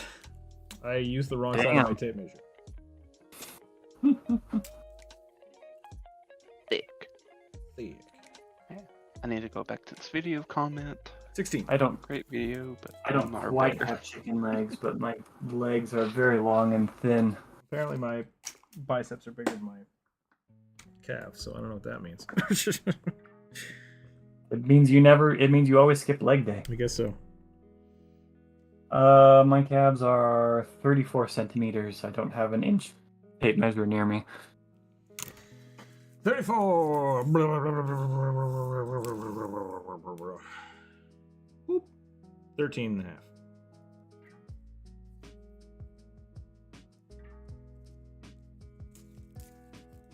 Damn it. And every day is leg day for me. I always do some leg exercises and whatever. I thought we'd determined that you were a beanpole. Is that not the case? I mean, yes, I absolutely am, but that doesn't mean I don't want to be super beefy hunk. Gotcha. Like I said, my metric has always been if I can bench my own weight, then I'm good. Then if I ever fall over, I can pick myself up, and that's all that's really important. Can you pull yourself out of a boat? That used to be that was my uncle's. I have a bunch of uncles. Whenever we go like camping or fishing, that was the metric. But I think that was just an excuse to throw somebody off of a dock or out of a boat. Like, we gotta make sure you're strong enough to throw you off the boat. Like, if you can't pull yourself up in the boat, we're gonna leave you out here. And it's like, ah, damn it. That does sound like a very uncle, like family hazing sort of Like thing. taking people out snipe hunting. Yep, exactly. Ugh. Fuck you, Boy Scouts. You almost killed me 3 times at least.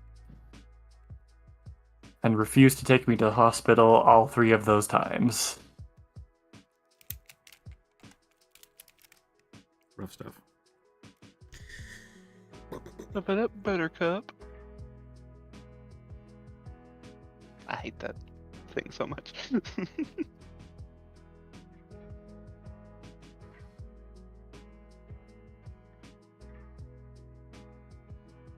Look, I'm just saying, when I got hypothermia, they probably should have taken me to the hospital to be treated for shock. Maybe.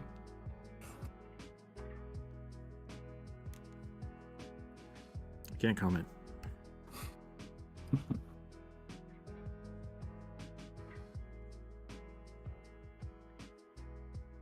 I love camping and I hate organized things. So I never did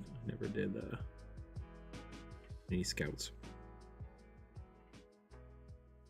I did not have a say in the matter. I didn't do any because it was too expensive. That's also a thing. I was not allowed to have a driver's license until I got my Eagle Scout. Oh man, I knew friends like that. Well, I was always a little salty about one of my friends who had to get his Eagle Scout and he always complained about it. And then the reward for him getting his Eagle Scouts was that his parents bought him a brand new Mustang. And it was like, oh my. Shut your mouth. Just like you don't get to complain about this anymore. Like, that's fine. No. Sorry, that shut your mouth wasn't for you, Drew. No, I got that. I did not get rewarded. I got punished for not doing it. Yep, that's how a lot of my friends were too. Yeah, and as a result, my mother has earned 3 Eagle Scouts for each of her sons.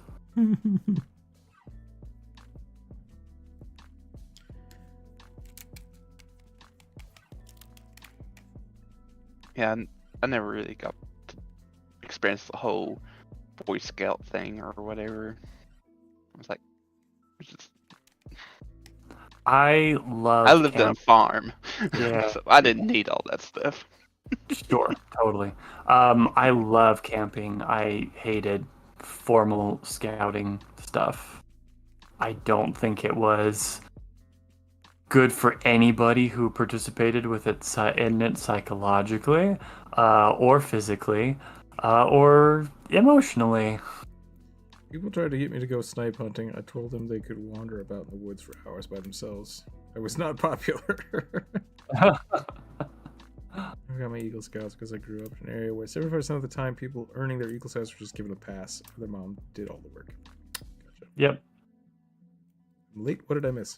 Not a lot. Go watch the video.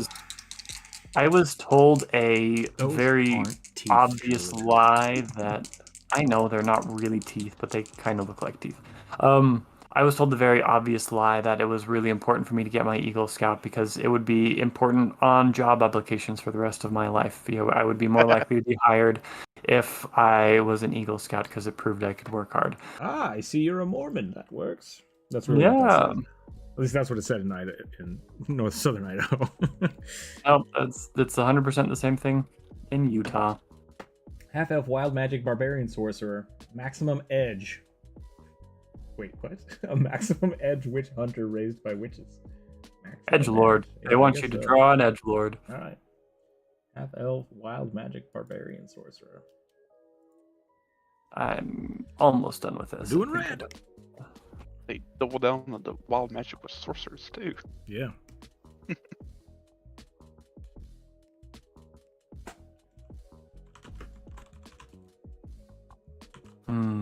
Blue.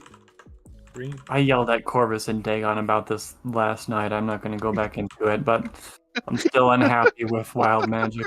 Oh yeah, wild magic is stupid. I will forever be on the record. Wild magic is lazy. It's lazy writing.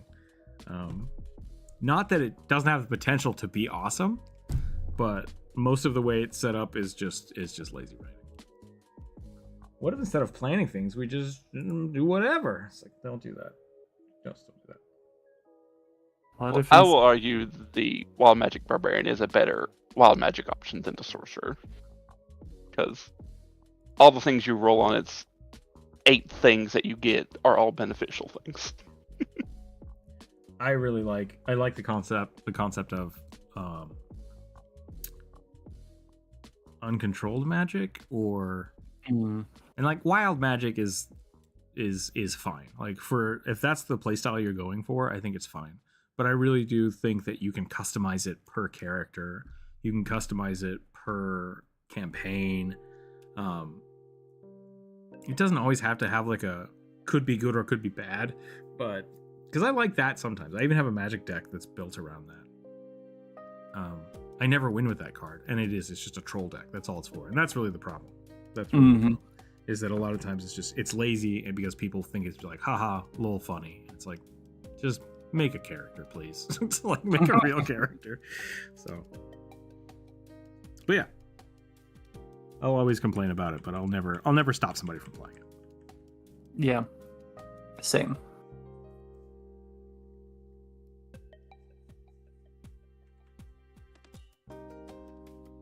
All right, I think I'm good with this Konrasu.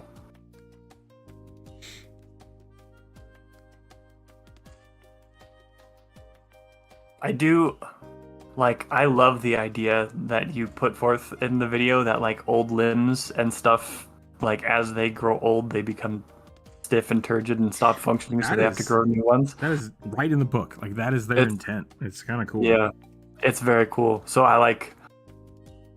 Yeah, that's why I gave this guy so many arms. Only the green wood is functional. The interesting thing about that though is like they don't have any options for multiple limbs. Like, I think that might be just another remnant of don't overcomplicate the character creation and let your DM decide those things.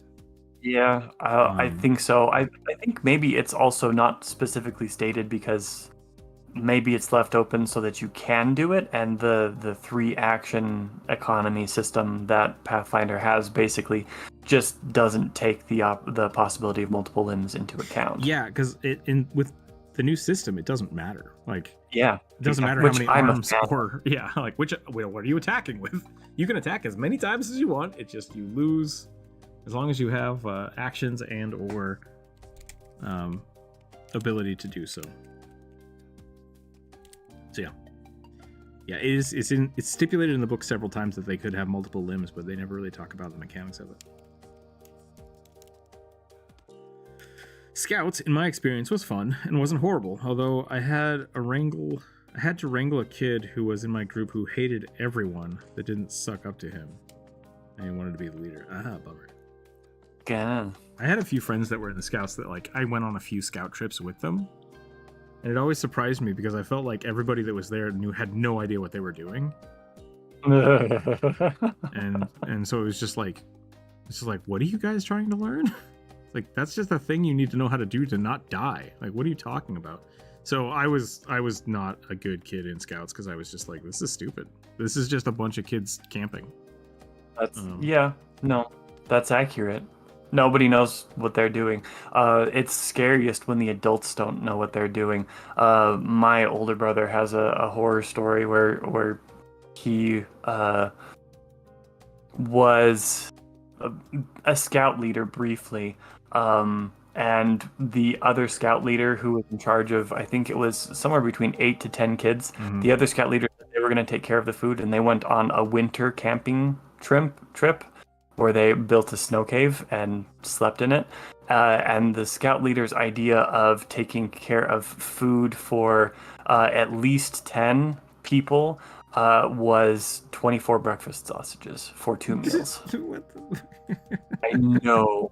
Like, fuck that, right? It gets real scary when the people who are in charge don't know how to be in charge. Don't know what they're doing. Man. There's a fun thing that I think people can think about. This has always freaked me out when I was by the time I was my age now, compared to my parents. When my parents were my age now, I was 17. No, I was 12 maybe. I don't know. I'd have to do the math again. Either way, that was the time in my life when like my dad was teaching me stuff, right? Like we would go camping, we would go do stuff, we'd fix cars, whatever. We were doing things. And I just keep thinking to myself that like I, at my age right now, feel like a dumbass sometimes. And it scares me how many younger people than that have kids and have to like figure out how the world works. And it's terrifying. It's terrifying to me. So yeah, I don't know how my parents survived having kids so young. What am I rolling, by the way? D20. 20 still. Okay, cool. A 2. Rhino folk barbarian gladiator dude. Oh, hell yeah. Make him scary and tough. Bonus points if includes cestus, which is the fist punchy things. Did they say that? Cestus? Yep. Cestus. Yeah. Spike the gauntlets. Show off his cesties. I mean, it's your channel. I'll do it.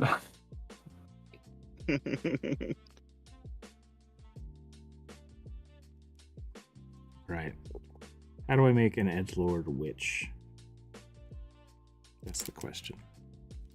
This isn't a witch. It's not. It's a sorcerer barbarian, isn't it? Yep, here's a witch hunter. Witch hunter. Oh God, I have this all backwards then. I might have to change the pose.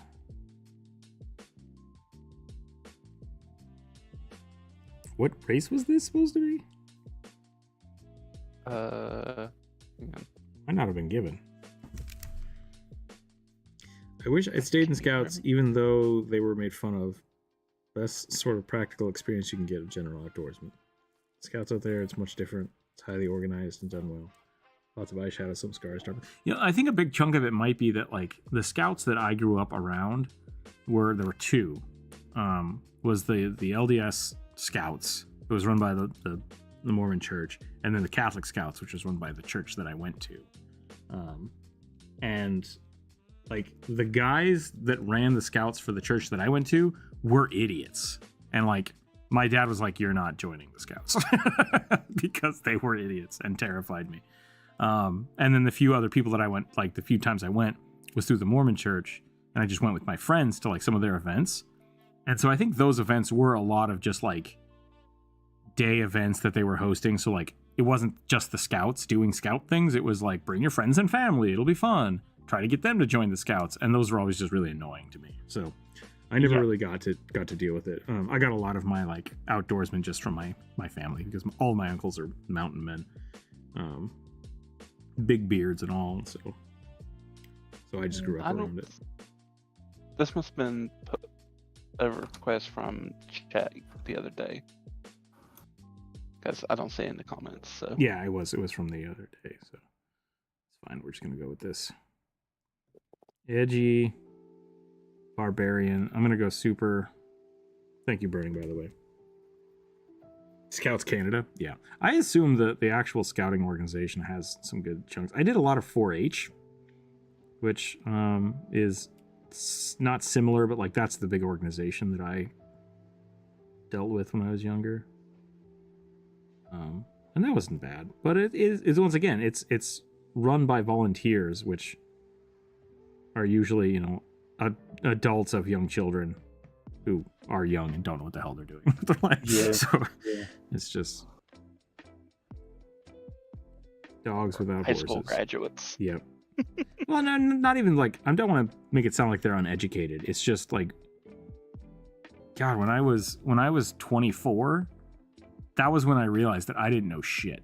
Like, oh no, right? What like, I meant was just like they just graduated high school. That's what I was meaning. Yeah. That's I really just, common here. Coming from academia, like saying someone only has a college degree is insulting, right? Like it can be taken as an insult. So I wanted to make sure I'm clarifying. I'm not saying that these people are uneducated. I'm just saying that like being young, there's a lot of the world that just is terrifying, and it's scary to see when people don't understand it, regardless of like your academic inclinations. So I just want to clarify that. Not that you said anything wrong, Corbett. I think the problem with Scouts, and like this is kind of maybe this is what you meant, but like the problem is that, like you said, it's all volunteer based organization, but like what that ostensibly means is that most of the people who are running things and taking care of these kids have no formal training for how to function in the environments in which they're expected to function and take care of kids and teach kids how to function in those areas. And I don't want to make it sound like you have the horror story of the sausages, right?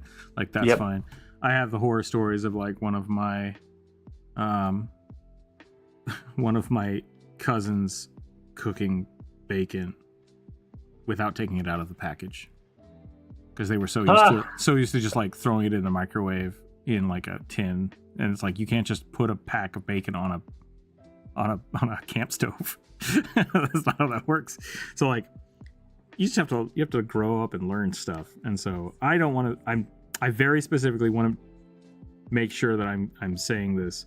I do respect people that volunteer for that kind of stuff, and I do respect people that want to, get out there, and people that that volunteer their time to be scout leaders and stuff are very. I think that's great. That's a great thing to do. Being young, it always scares me that they might be idiots. that's what I want to give. So I just want to make sure I'm not trash talking anybody. That's really all I'm worried about. Even though I just called a bunch of people idiots. So Yeah. Take that however you want. Sorry, Corvus. I didn't mean to talk over you. It's fine. Okay. I think that my experiences with scouting are legit traumatic enough that I have no compunctions against calling people idiots, because I did legit almost die several times, and it was like, let's not tell your parents about that. Yeah, that's a sled accident. And you know what? Like, you're fine. Sure, you went into shock and legit had hypothermia and were turning blue, but you're fine now, so we'll just skip the hospital visit and not deal with any of the potential fallout of that. And then... See, that's either hyperbole or a crime. Those are the two things that story is, Druid, and it worries me. Yeah, and as I have talked with my therapist about it, I have realized more and more that it's not hyperbole, it is a crime. So, anyway, that's why I don't mind saying scouts are run by dumbasses. I feel like we've gone horribly off topic. Probably. I thought anyway. Happy. Yeah, exactly.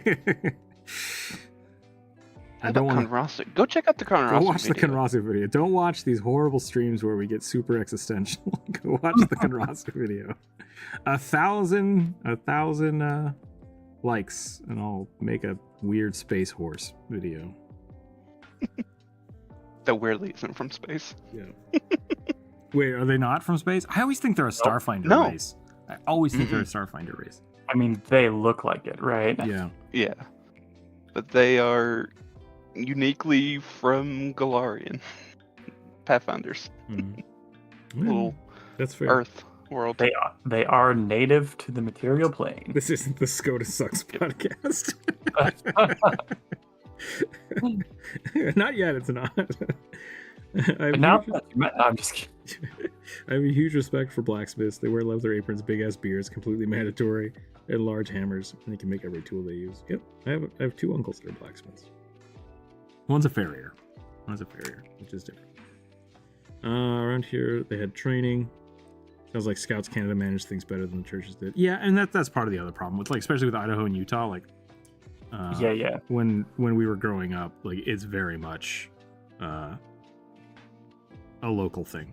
Like, you had to it had to be parents. It had to be parents of the kids. Otherwise, there wasn't enough people to do a chapter for it. And it's just like, you want your kid to be in the Scouts? You have to volunteer to be in the Scouts. That's how it worked. And sometimes you got some good information. Yeah. Sometimes you were really lucky, and the people who were in charge knew what they were doing. Mm-hmm. And you had a really fun time. I've had a couple of those Scoutmasters as well. Oof, I have bad stories now. I had a weird childhood. That's all I'm going to put it up. And I don't like talking about the past. I mean, All millennials had weird childhoods. That's fair. It really is I don't know what that means, Burning. YMMV?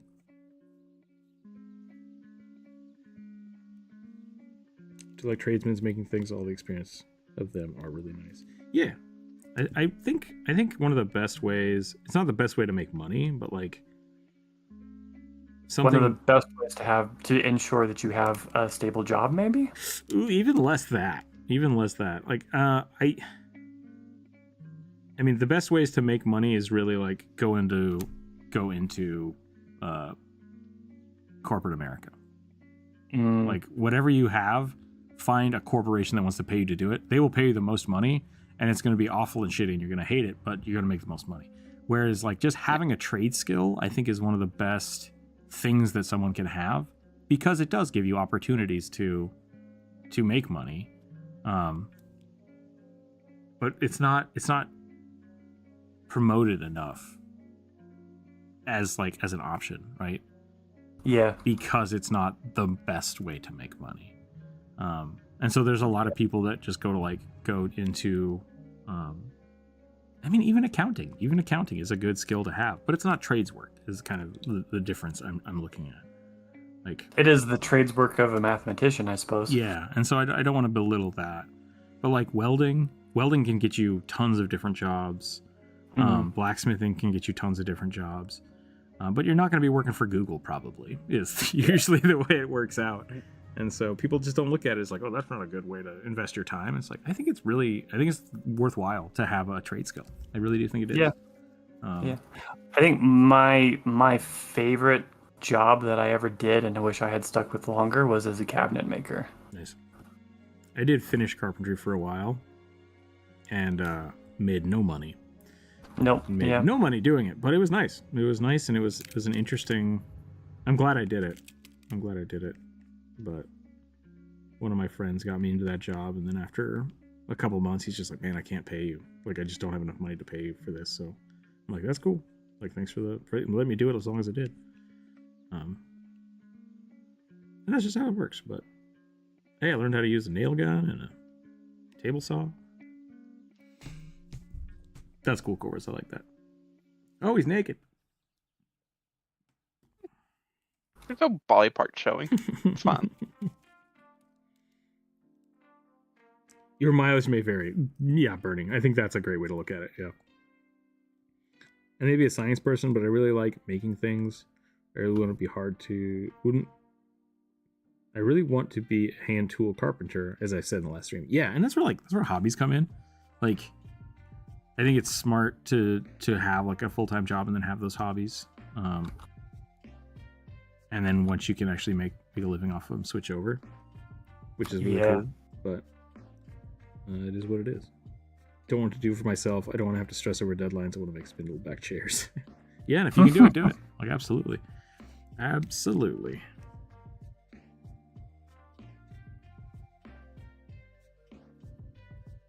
I want her just covered in knives. That's what I want. Wait, what? I want this demon hunter. Knife armor.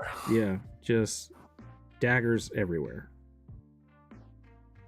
I think she's a barbarian sorcerer, right?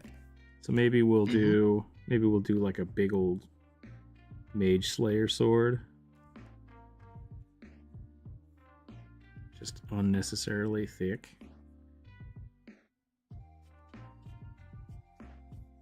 Kind of weirdly curved. Covered in ruins.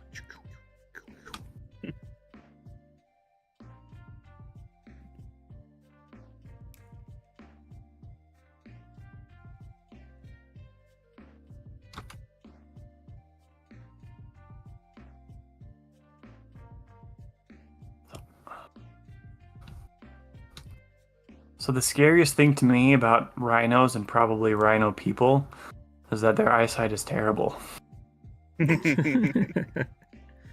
I've got a spear on my face, will charge at anything that moves, and I can't see shit. I'm currently on a path to major in mechanical engineering because I like the idea of making things. Cool. I feel like I'm making a mistake. Interesting, Cosmic. Yeah, I don't know. I know one mechanical engineer that works for the government. He's very happy with his job. He wanted to be a robotics engineer. And so he has told me, like, he's sad that he's not making robots anymore. But at the same time, actually, I know a guy that makes robots for the government too at a different job. He's not a mechanical engineer. I think he is a physicist. So who knows? Who knows? Really, the trick is to find the job you want and then push towards that. That's the best advice I can give you through college or just through... Because, like, for me, I started going to college. I'm like, I want to be an artist. And then that took me into, like, 4 years of just spinning around, not actually knowing what the fuck I was doing. Then I wanted to become a video game artist, and that pushed me in a better direction. And I had a few jobs working on stuff like that. So I really do think just kind of, instead of worrying about what major you're in, worry about what job you want. And if you don't know what that is, just keep looking. Like, it's not something you have to readily define, but the sooner you find out what the requirement for that job is, you can really, even inside of your degree, start specializing for it. So I think that's the only advice I can give you. If you feel like you're making a mistake, look for jobs that you want, talk to your advisors, and sometimes jobs that you don't actually know you want can fall in your lap and they can make a big difference in your life. So I wish that somebody had given me that advice. Yeah, well, it cost me, tens of thousands of dollars to get that information. So me too. You guys get it for free. You guys get it for free. Yep. If anything, if my schooling has done anything, I've paid to give you guys advice now.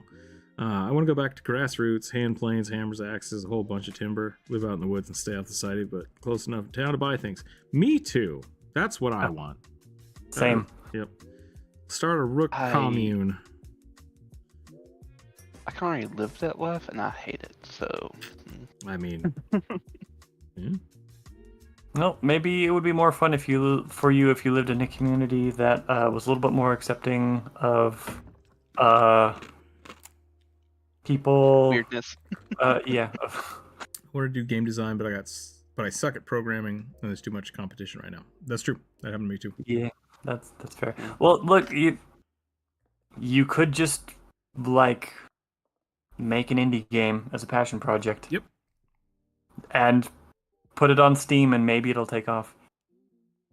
Like, save a couple $100 from your normal job and pay a YouTuber, a Let's Player on YouTube to review your game.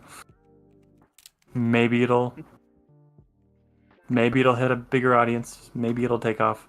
I strongly believe that making money doing video games is less and less about like being part of any sort of big studio and more about like being part of the indie creator scene. There's definitely niches everywhere, and I think it's really hard to define success in that area. Yeah, because even like highly successful, quotation mark successful, like big ticket games can be total shit shows and like not make any money, or make a lot of money and not really have done anything. So it very much is just like you have to kind of define your own level of success, and whether or not like can you get enough to make the next game you want to make or get the next game you want to do. Are you making different types? Like there's a lot of horror games that are free that just have huge communities, but like no money is made in those communities. So yeah, you really just have to look and see what you're doing. And a lot of times people that make games like that use those large followings to then get funding through like Kickstarter or through a different company to actually get a good job. So sometimes you have to make your own job in your own place. Yeah. Kind of want to be creative and have comfortable income. I mean, yeah, that's the dream. For years, it's harder and harder to reach from rock bottom. Yep, I definitely feel that way too. To be honest, I just want to live quiet life. Yeah, I mean, a big thing for me is like I've been looking at like what I would need to do to like build a retirement, because I've never done that. I've worked in kitchens my whole life. Like it's just that's not how kitchens work. And it's like, what would I need to do? How big would this company right now is just a company of me. how big would that have to be for me to start actually saving for like a retirement? And something I've discovered with that is I can't, because currently right now any money I put aside for my retirement is making less money than my student loans are accruing. So I basically can't start building for a retirement until I pay off my student loans, because it's actually detrimental to do that, which is like catastrophically huge and a weird thing that I would not have thought about 20 years ago when I started taking out, student loans going to college. So like, there's always those kind of things you have to kind of look at. So saying that, I just want a comfortable life, it's like, go, be a mailman, get a government job that they can't fire you from. Like that's going to be the most comfortable life, but it's probably not going to be what you want to do. So like, those are the kind of things life is weird. Life is weird and life is hard.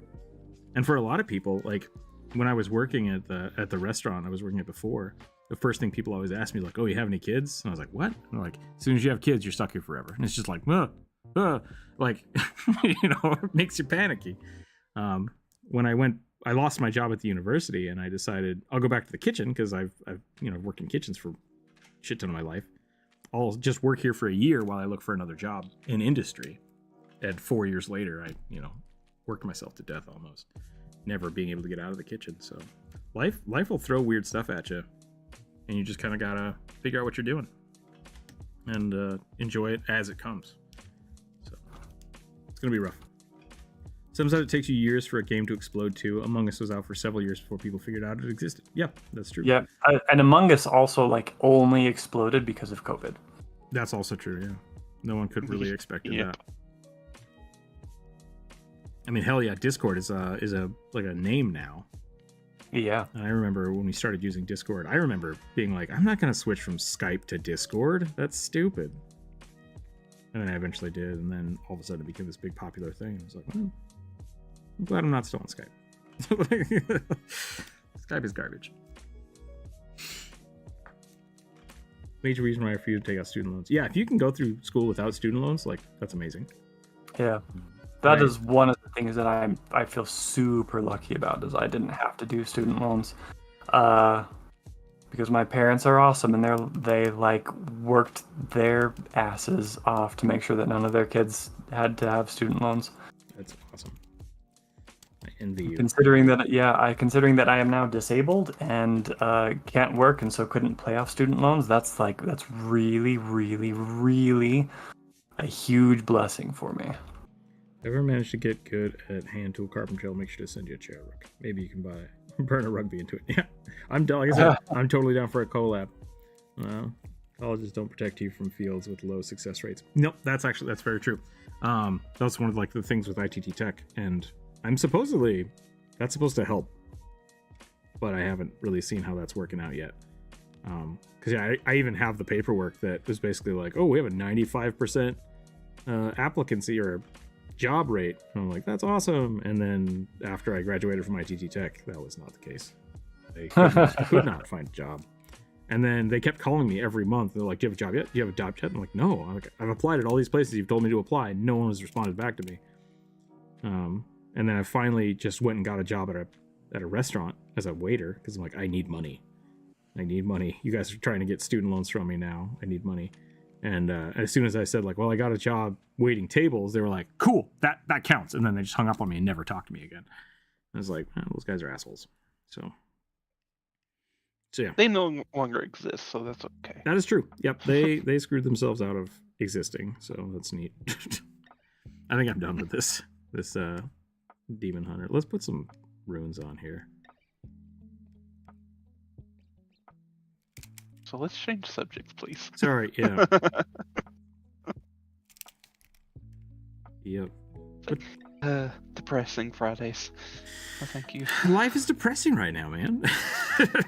I know. I have to go to get eye surgery and student loans and government.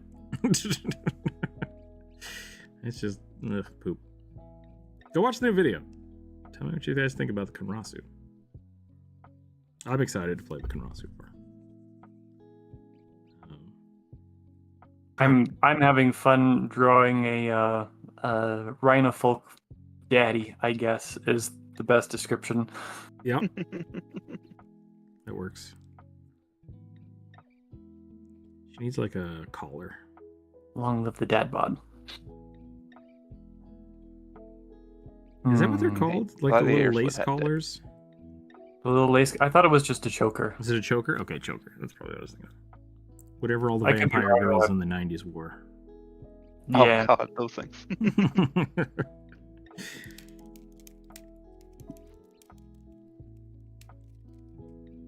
Art students often don't think they'll go into movies. That was actually, I'm trying to get a job. Disabled too. That's not good. I knew a couple guys when I worked at the University of Idaho. One of the guys I worked in the kitchen with used to work on movies because his mom was like a prop master in California. And I was like, I want that job. I'm going to college for that job. He's like, you don't need to go to college for that job. You just need to go to California. I'm like, I don't want to go to California. So it's like, there's some location can make a big difference too. So that's gonna be yeah. All right, I think I'm done with this one. Or check out the voice channel, Cat, real quick. Your theremin came in today. That's funny. I knew there was a girl that I went to college with for one of her sculpture projects. She blacked out her room, like just made it pitch black, and hid 4 or 5 theremins in the room, and was trying to build an exhibit of non-physical objects. So you had to navigate the space just by walking into these different theremin fields. It was really, really cool.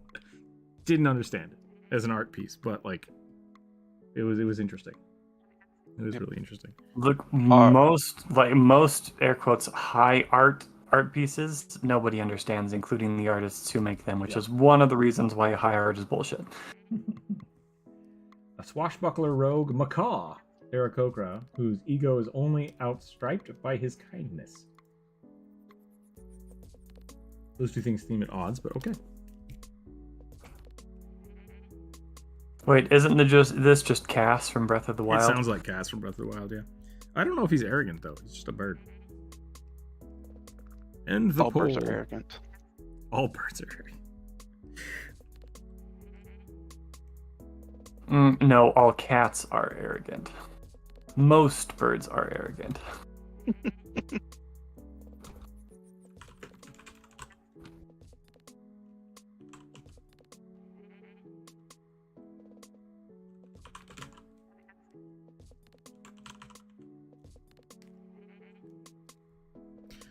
Okay. So the nice thing about a request to draw a cestus, that means I don't have to draw more hands. Very academic, great at chemistry, and people seem to like saying bright future. Going to the highest university I can and going for the full PhD. Nice. Congrats. I hope you make it. Yeah. PhD is tough. I did my master's and it was rough. I wish I had been smart enough to do the same. I had a funny moment when I was talking to my advisors for my thesis. They basically like, read my paper. They read my paper and they were like, "This is a PhD," and I was like, "Sweet, so let's do that." And they were like, "No, that's not how this works." They're like, "You need to dumb this down." If only. Yeah, and I was like, "You basically wrote 4 different theses, 4 master theses that could propose a PhD. So you need to pare this back." And I was like, "What?" So I went from having a 156-page thesis to like a 60-page thesis. So I could go back for a PhD. Just submit what you've already written. I'd still have to go and get all the credits and find a postdoc study. It's like what? Ugh. Yeah, like it's a whole thing. But I got my master's, so whatever. You could do that, but more student loans. Yeah. Do you have $100,000 you'd like to donate to the university? No, I don't. What was this? I forgot what I was doing. I don't know. I've only kept track of my own shit. A macaw Aarakocra swashbuckler. That's right. I feel like I haven't done any derpy birds today, so kind of don't remember what macaws look like, but I'll do my best.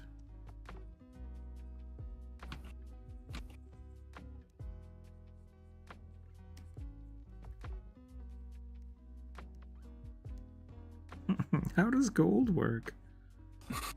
What's a mouth?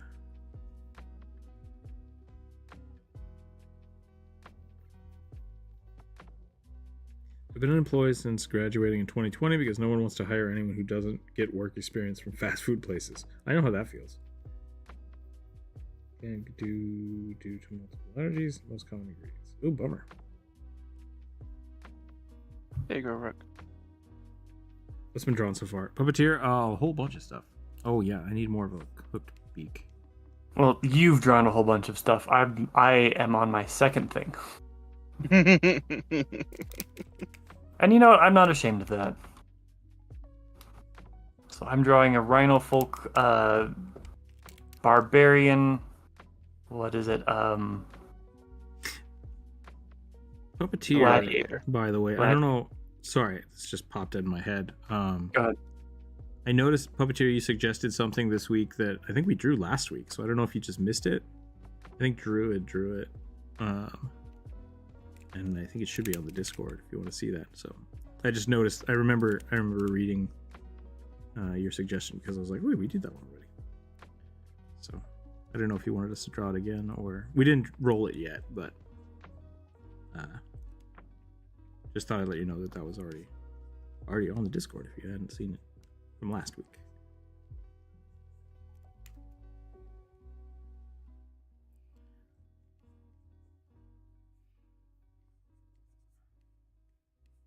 The week before? I'm not sure. I remember drawing it though. It was a good drawing by Druid. What was the drawing suggestion? It was I think the pixie in a mech suit. Right. That was a while ago. It might have been 2 weeks ago. That was a couple weeks ago. So if you just wanted to put it back on the list, that's fine. I just like, oh, I remember that one.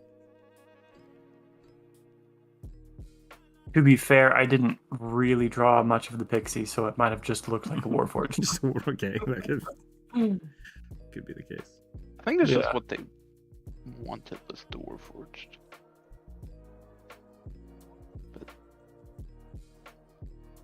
Because I mean, like drawing that sort of thing, a character inside another character, basically. You have to pick. I pick one. Yeah, I pick one. It's fine for you to suggest it. Just be aware that if you're asking for more than one thing, I'm gonna pick one. I've run into that a few times with commissions. People are like, it's this, but inside of this robot. It's like, well, that's 2 characters. Like, why is that 2 characters? Because I have to draw both of them. Because it's two. Because it's 2 things. Yeah. And I can't draw one thing that is occluded by the other thing. How much is a pet? It's like the same as a character. It's like, why? Well, tell me what the pet is. It's a magical tiger dragon that has giant wings. It's like, that's why. Yep. My favorite one of those is the which I still love this picture. So if whoever commissioned me, I don't remember, I have to look at the name. The clockwork little like pet dragon. God, I spent so much time trying to make that clockwork dragon look good. And it ended up being like, here's the person I drew, and then here's their dragon. And this took the most time out of the entire picture. And it's just like, damn it, I should have charged more. Live and learn. Live and learn.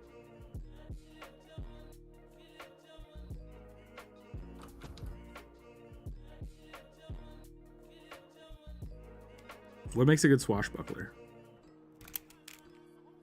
A Zorro mask? A big poofy hat. We could do a big poofy hat. Zorro is such a good example of a swashbuckler, though. Yes.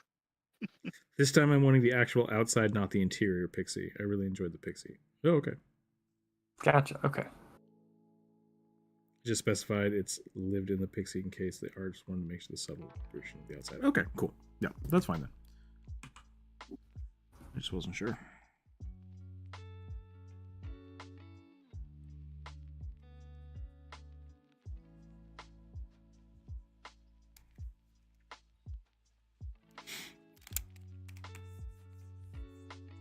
Yeah, I was also going to say, like, if you needed me to re-upload the thing that I drew, I am usually pretty good at naming and keeping track of my files, so I could have done that if you needed it.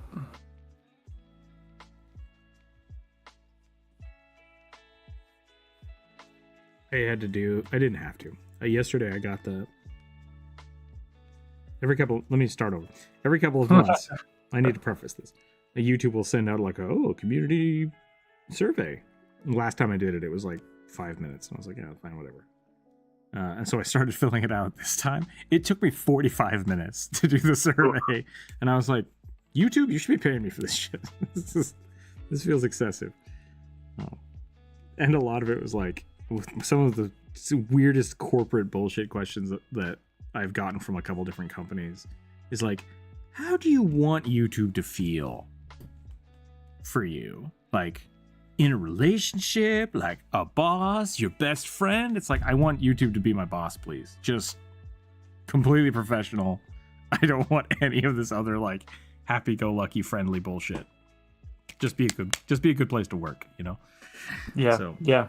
I 100% agree. I have way too many experiences with jobs where they're like, this is like a family, which is corporate code for we're going to screw you over and not pay you what you're worth because this is a community, and that's how you get paid. And I was thinking about that because like I keep wanting to give people better opportunities. Like I said, I would love to hire you and Corvus to actually help me produce content. No money. But at the next level of that, it's also like Oliver making chairs, right? It's like I want to suggest, hey, make it a YouTube channel. Make your hobby a YouTube channel, because then there is like that small inkling of, or if you're making a game, have a good online presence about it. That's how you get the word out. That's how people get interested, and that's how you make money. Yeah. But at the same time, like YouTube posts that shit where it's like, do you want YouTube to be an abusive older person in your relationship? It's like, no. Why would you put that on the survey? Like, get out of here. Like, I think they're just trying to make it so that they can see if people feel like YouTube is taking advantage of them. And it's like, oh, it's not our fault that we're doing this shitty thing. It's because people treat us like a weird relationship. And it's like, just stop whatever it is you think you're doing. Do you want YouTube to be the dominatrix that steps on you? No. Yeah, that's essentially what it felt like. It was like, this is really weird. Like, I don't want any of this. Stop it, YouTube. Just why are you so thirsty? Like, get out of here.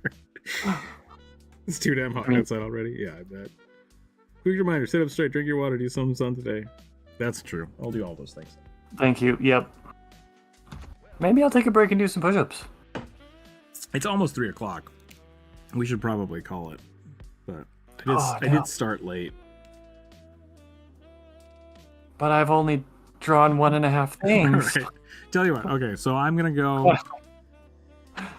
When do we come back to? Oh, Imaku, you missed the existential face into wall part of the episode where we just crashed and burned real hard and alienated Corvus. Well, don't worry. I was trying to reel us back. I was like, stop! It's already dead. Negativity can't help us. Yeah, God, the darkness took us for a little bit. I'm gonna go grab a snack real quick. I'm gonna grab a snack, feed the cats, use the facilities, maybe open a window or something, and then we will come back, and I will finish this swashbuckler. In the meantime, take this opportunity to go comment on the Konrasu video and share it to Facebook and or Instagram or other people that Twitter. might be interested in it. Yeah, Twitter. Go on. Did you know I have a Twitter? I don't use it. I have it. Go comment and heart that thing so that Daddy Musk will, I don't know, throw Dogecoin at me. I don't know how Twitter works. It doesn't. It just doesn't. Fair enough. YouTube, do you want us to be the dominatrix in your life? Me. So dominatrix and BDSM is considered family friendly now? That's how my life feels. Every time I get an email from YouTube, it's just like, I don't understand what's happening. So, negativity may not help you, but it does help ground exponentially. Let's not be sad. Let's go get snacks. Let's look at this bird and or sexy rhino man. Say it again, I'll let sub. That's fair. I never want to say that. We say Daddy Bezos all the time, because of living in Seattle. Everything is Amazon, like everything. Yeah. Everything you touch. So anytime you want to do anything, you have to ask Daddy Bezos' permission first. So that's the joke. I tried to use that with Twitter, and it put a bad taste in my mouth. So I'm gonna go burn that out. And I will promise you, I will never say that ever again. Onimaki. Everyone, take a shot. Yep, everyone take a shot. Get that out of your mouths. Yeah, but also seriously, do go all those things. Interact with the social medias and the YouTubes. Because as much as I said that the advice that you got from Rook earlier was free, it's not. You have to reciprocate. 1,000 likes, and we make a Galoma video. We're back. I still think he shouldn't have promised that. Because it'll happen, and then it'll be a video that he is not inspired to do, and it will take him 3 months to finish it. I'll help him. I can put in the research legwork. All right. I mean, I like the Coloma, so it wouldn't be too much of a chore for me. Yeah, seriously, they are pretty cool. I like everything that's written for them canonically.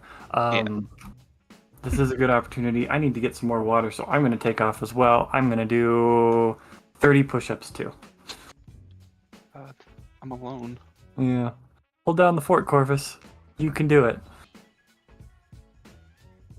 No, it won't take me long. I'll be right back.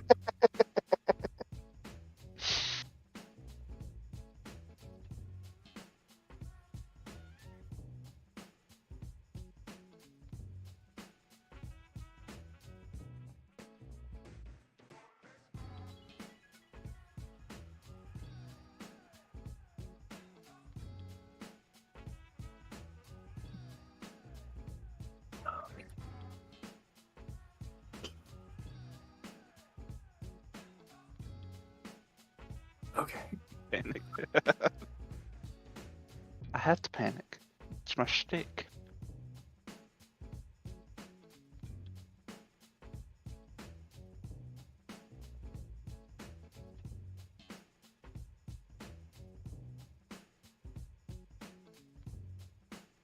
Oliver, I don't think you could fit in my walls. You would have to like squeeze in against the various wasps that kind of just live in my house.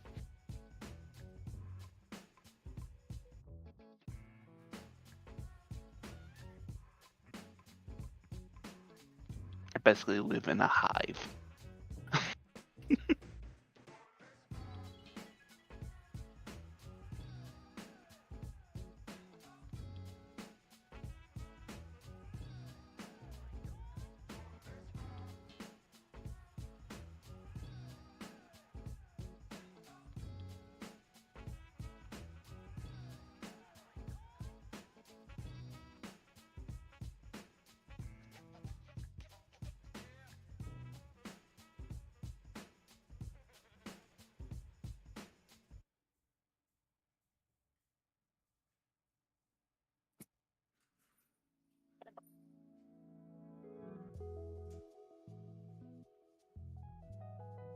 Okay, I'm back.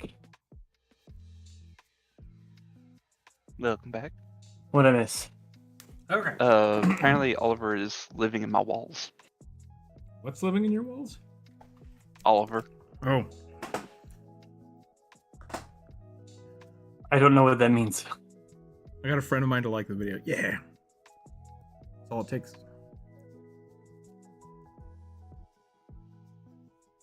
Congratulations, your rent is paid. Those 1,000 likes are pretty much there already, thanks to me. I mean, yeah, one step closer.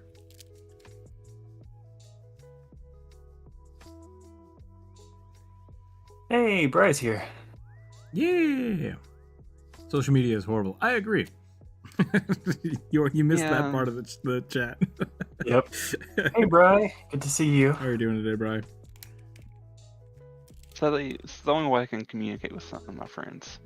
Oh yeah, absolutely. Every now, Yeah. like, this morning I went on Facebook to upload a link to the video.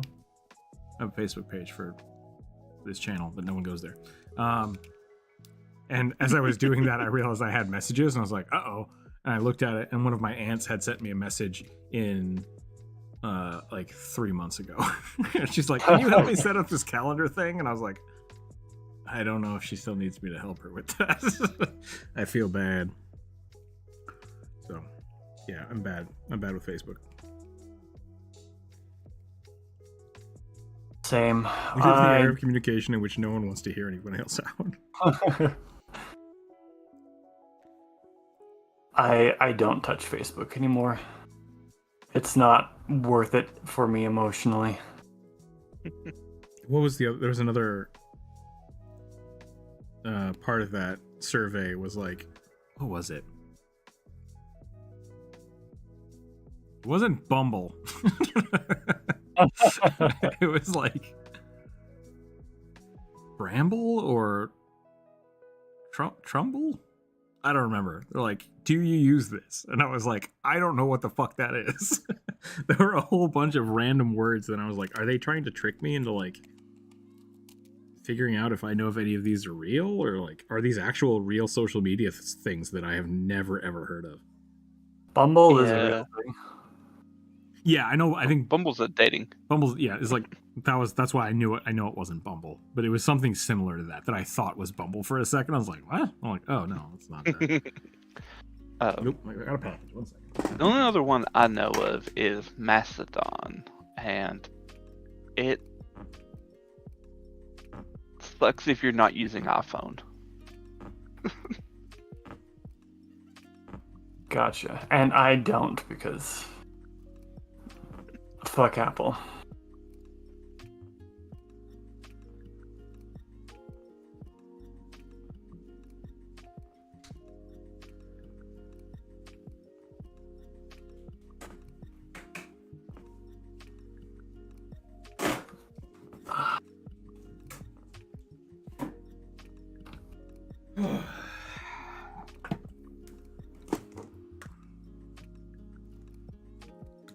Oh, I remember now. Sorry, I missed what you said. I just got back. Daddy Bezos also owns Twitch. That's the other reason we make that joke. So if you want to do something on Twitch, you have to. It's okay with Bezos first.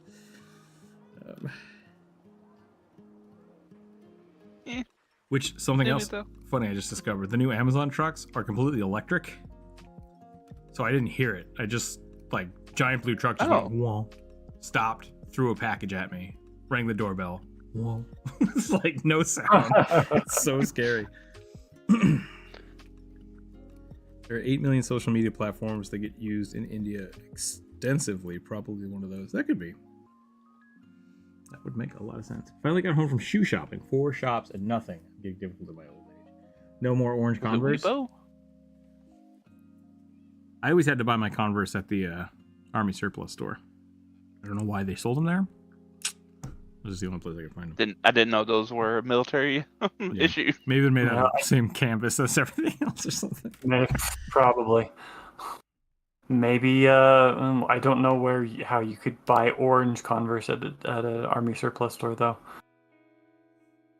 I used to buy orange, a military color, bright orange Carhartts. I love Carhartts because they're just so durable. They used to be, anyways. But you could get essentially workers class, like high visibility Carhartt shirts for like $4. It was amazing. And now they're like 60. So that sucks. I used to buy Converse when they were dirt cheap, and I bought Docs when they were dirt cheap, and Carhartts when they were dirt cheap, and now they're all a brand and they all cost too much money, and it makes me mad. Oh, you only wear the orange ones for special days. Okay, I didn't know that part. Biker witch with a broom and a wand. Biker witch, huh? What color are we doing? Red.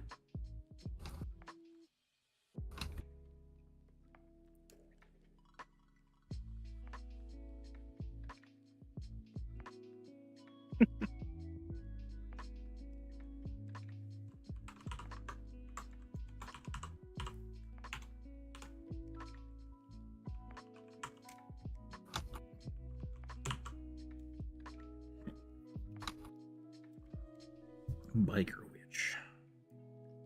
What do you think, Mohawk?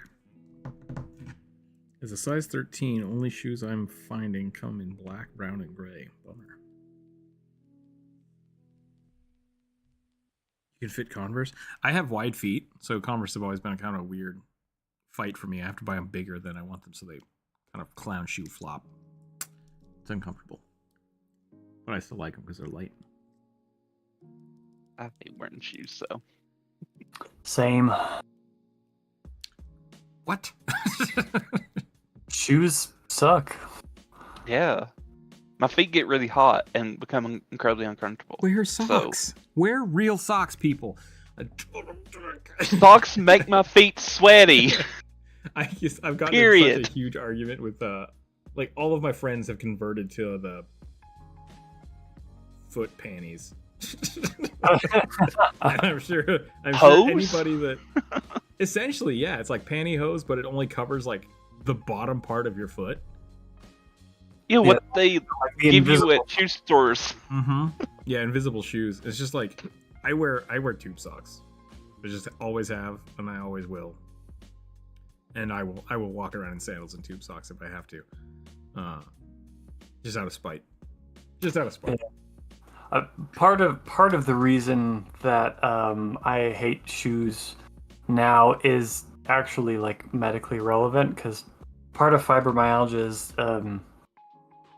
your nerve endings can become super sensitive, and my hands and feet get super sensitive. So if when I wear shoes and socks,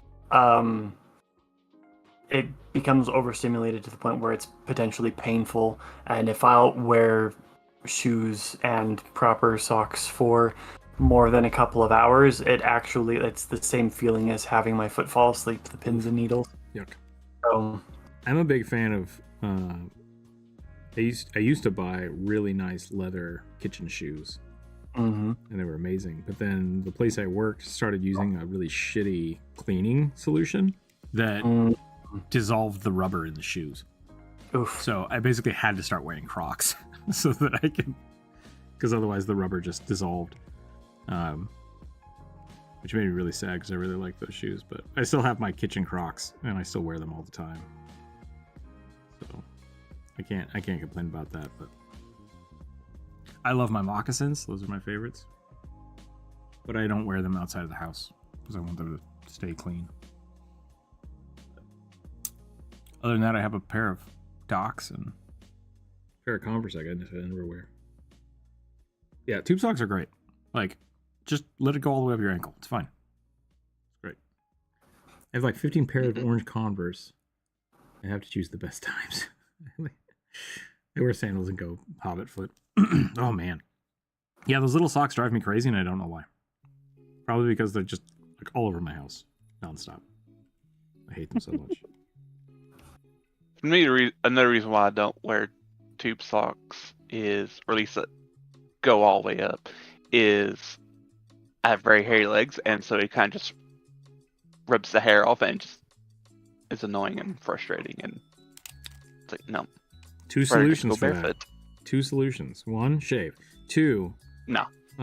Let it rub it off, and just always wear socks. It's fine. No. Your socks just always cover up the same part of your foot. It works out just fine. I choose not to engage in socks conversations to go back to drawing.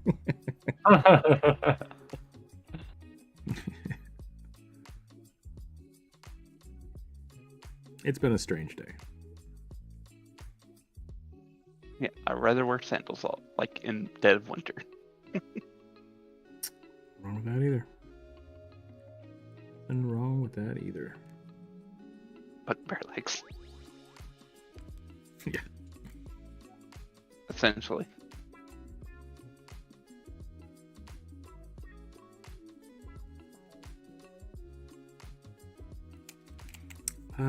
This was a witch, biker witch.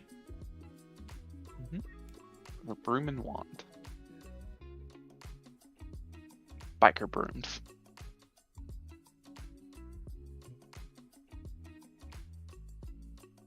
From space? That's kind of, yeah, I kept trying to like fit that in there, but I couldn't do it.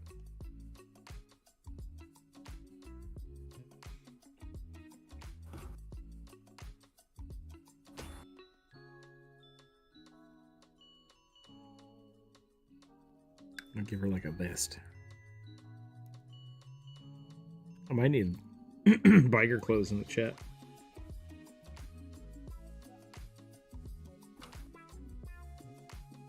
Oliver, it really sounds like your pants are too small. Take this with as much respect as I can give. Have you thought about wearing shorts? And or buying bigger... As someone who has had to buy bigger pants many times in their lives. I have not been as skinny as I was in high school since high school. So...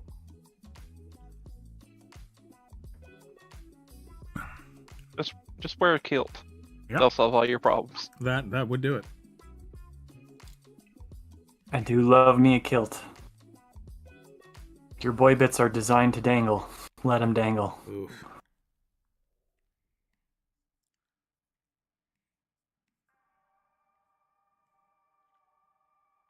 Careful, we're on YouTube. You thought about free ball. I said what I wanted to say, and I couched it in family-friendly terms.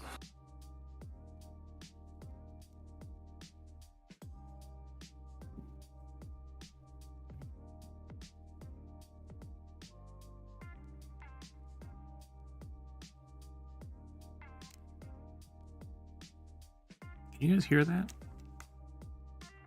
Hear what? I don't hear anything. It's like someone with a radio outside or something. It's like it's just inaudible enough that I can't actually understand what it is. It just sounds like... It's like couldn't tell if someone was talking or what. It was very strange. Yeah. Not really coming through for me.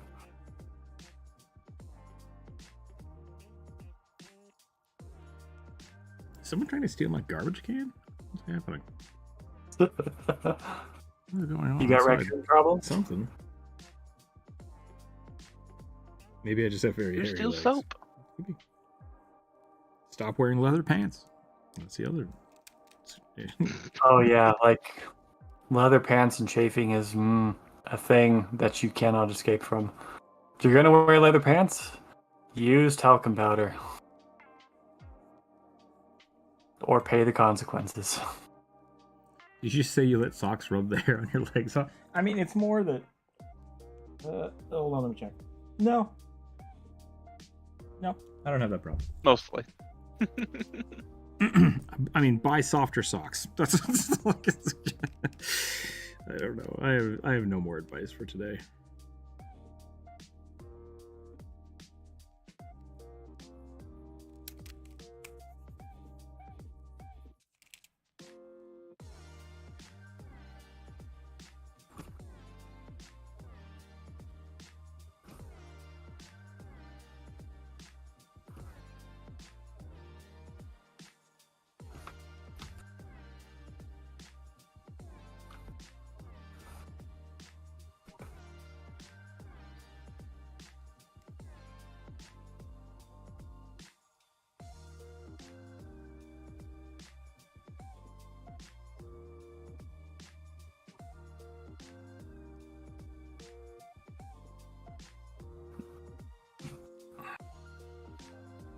I just learned I don't know how to draw a leather vest.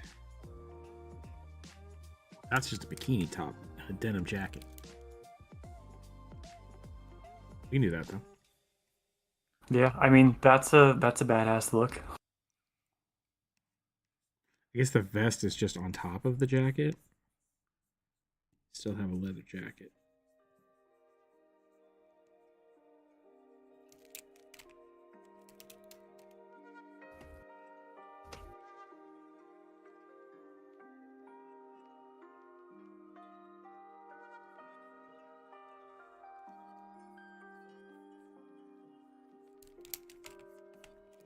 I hate this pose. I like the face. I hate the pose. I'm gonna start over.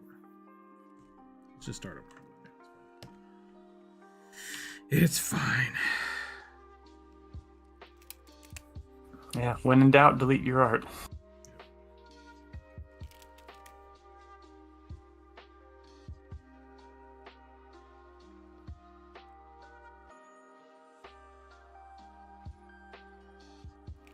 No, I don't want to do that either.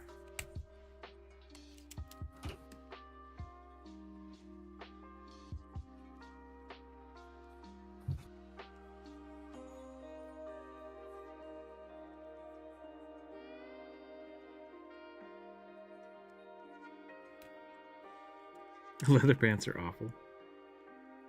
I don't think I've ever worn leather pants.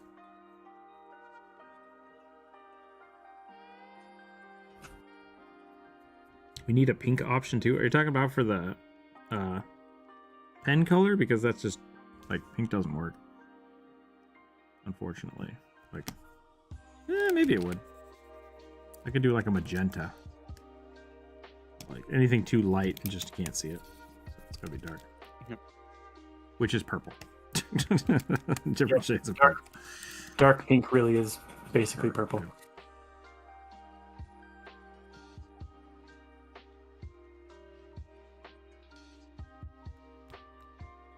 I need a list of stuff I would probably need to get into properly in the hand tool. Yeah, that's a good way to do it. Start with a list. Watch Adam Savage's tested YouTube channel.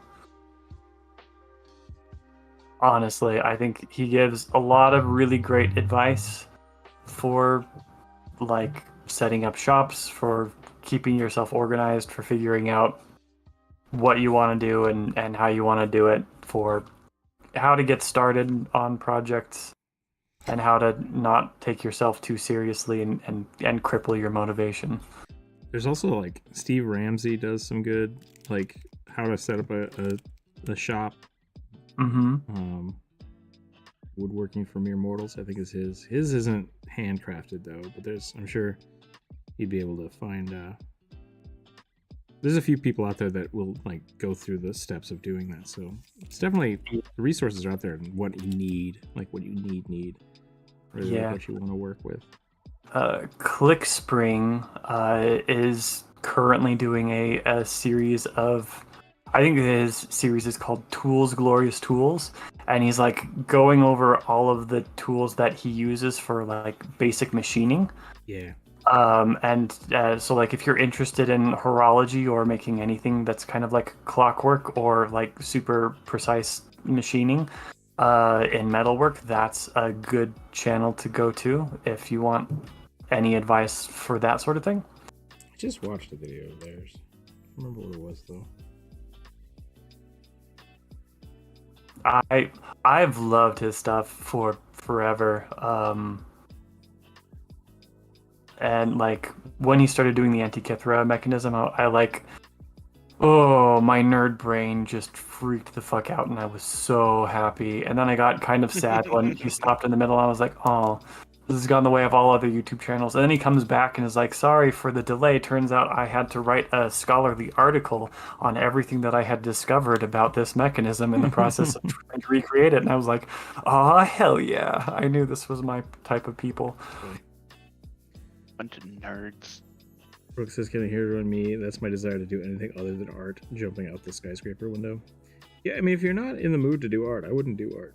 Don't force yourself to do it. Try to get in the discipline of doing it consistently so that it stops being a thing you have to force yourself to do. For me, not doing art is painful. Like, yeah, I've woken up, like laid down in bed, and then just like panicking, woken up and been like, I didn't do my sketches today. Like, jumped out of bed to go do a sketch. Yeah, motivation is garbage. Discipline is everything. To be honest, I want to do stuff myself. I'm aware that I can mess it up, but as I will try, I'll get better along the way. Yeah, well, I mean, there's definitely, like, learning how to do things yourself is one thing. But just because you want to do something yourself doesn't mean you can't gain from the experience of others.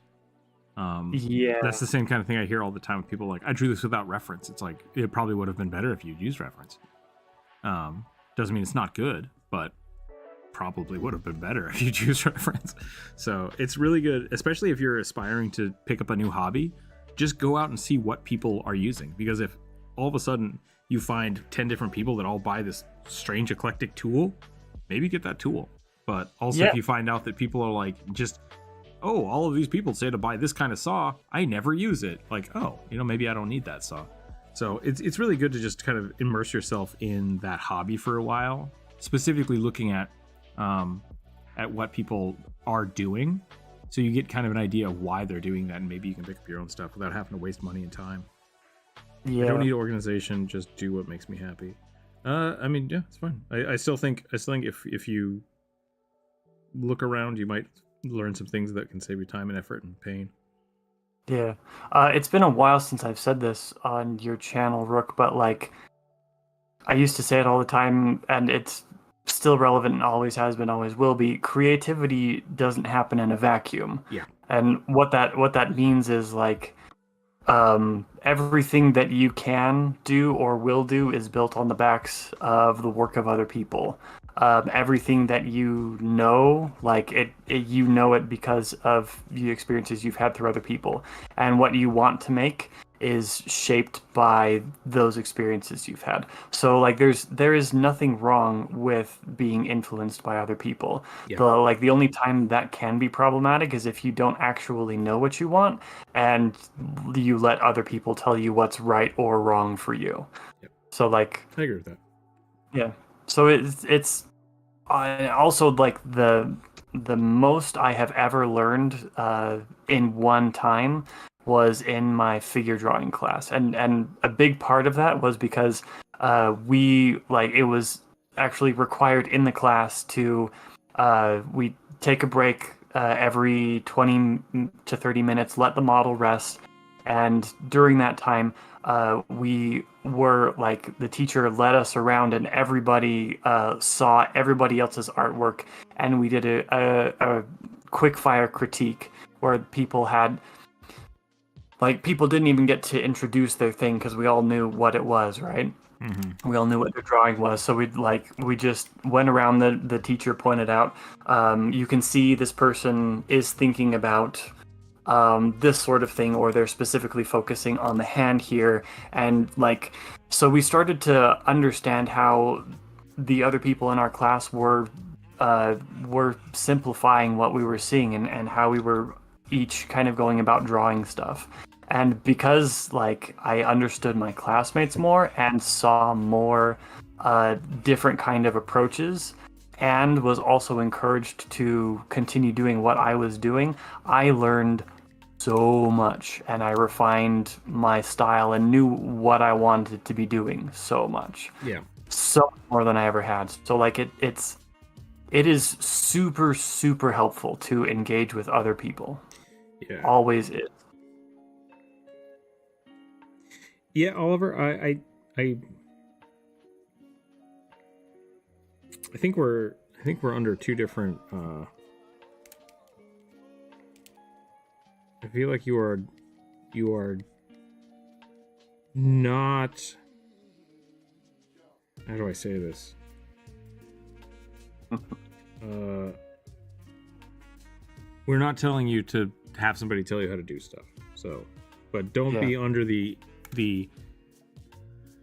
don't be under the thought that there's, how do I say this? I want to say this the right way, because I in everything you said just now, like, there's a lot there, so I don't want to just read it verbatim, but I think it's fine. Like, I think what you're saying is legit, of like, you want to do things your own way, and that's fine.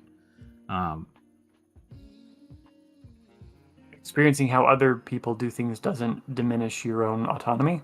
Yeah, partially with that. Seeing how people have put their shop together and what tools they use and why shouldn't have a bearing on anything you've just said. So a good example of that would be going and talking to other wood crafters, right? Like, taking their experience and their knowledge, like going to a YouTube channel and just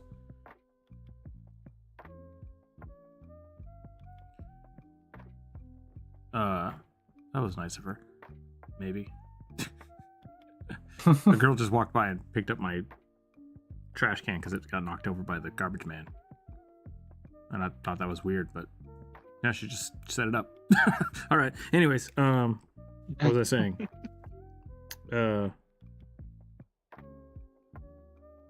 Yeah, don't be afraid to look at other people's processes and experiences and like their stories and examples, because you're afraid it's gonna, I want to say, taint your own experience of it. Like, just, that's That's not how that works. If I had, I can still be self-taught, but have watched Bob Ross my whole life. Does that make sense? Yep. Like, yeah. You learning from others in any way, shape, or form, even if it's just talking to someone at a hardware store about like, oh, I really like this bit. It's done like, anecdotal conversations. Still makes all of the intent, all of the purpose, and all of the effort you put into it your own and your own creativity. It's the same thing with art. Like, for everybody I've ever talked to that's been scared of using reference, they think it's like, oh, if I'm using reference, then I'm copying somebody. It's like, no, you're not. Like, reference is important because it helps influence your mind. Like, just, don't be afraid of that kind of stuff. So I guess what I'm trying to say is, with all you put out there, it sounded like you're being a little defensive about it, which could be the case. I don't disagree with what you said. I think what you have is a great mindset of like, I want to take this to my own way, and that's beautiful. Just don't be scared to talk to people about it. Like, it's good. It's really good. Yeah. There's no reason to limit yourself if you don't necessarily have to. And I think you can also, the other cool thing about it, and this goes for all kinds of art, is you can learn things about drawing by doing sculpture. You can learn things about woodworking by going fishing. All information is good, and it will influence you in different ways. So don't be scared to don't be scared to look at other people's work, buy other people's chairs, and then make your own new decisions based on. I'm not scared of references. I just keep forgetting it exists. That's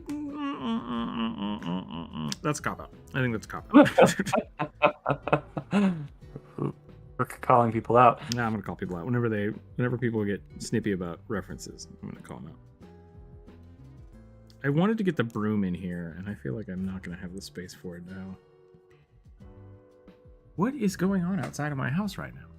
I'm so confused. Time to get off your property. Get off my lawn. You want to die? No. Grab your blunderbuss, go outside. Get off my property. That's a little too charged right now. Oh yeah, I forgot. Yeah. You forgot that the world is actually shit. Perfectly fine. I forgot that specific laws have been passed in Washington. Oh no, State. no, that's not what I was talking. We don't talk about it. There've been a lot of people being overly aggressive about defending their land recently, and it's just like everybody needs to chill the fuck out. So, everybody. Yeah. Yep. I am lawful and wording things to make. Oh, awful. Sorry, I read that. I'm awful at wording things, making comments. I will tailor other knowledge to my purposes. I just want to learn. Okay, that's fine. Yeah. So okay. I think you're on the right track then. Then sorry for piling a bunch of unnecessary advice on you. Like I said, I think it was just it's not talking it outright. Don't be scared. That's all I want. Yeah. Don't be scared. I go into art teacher mode super easy.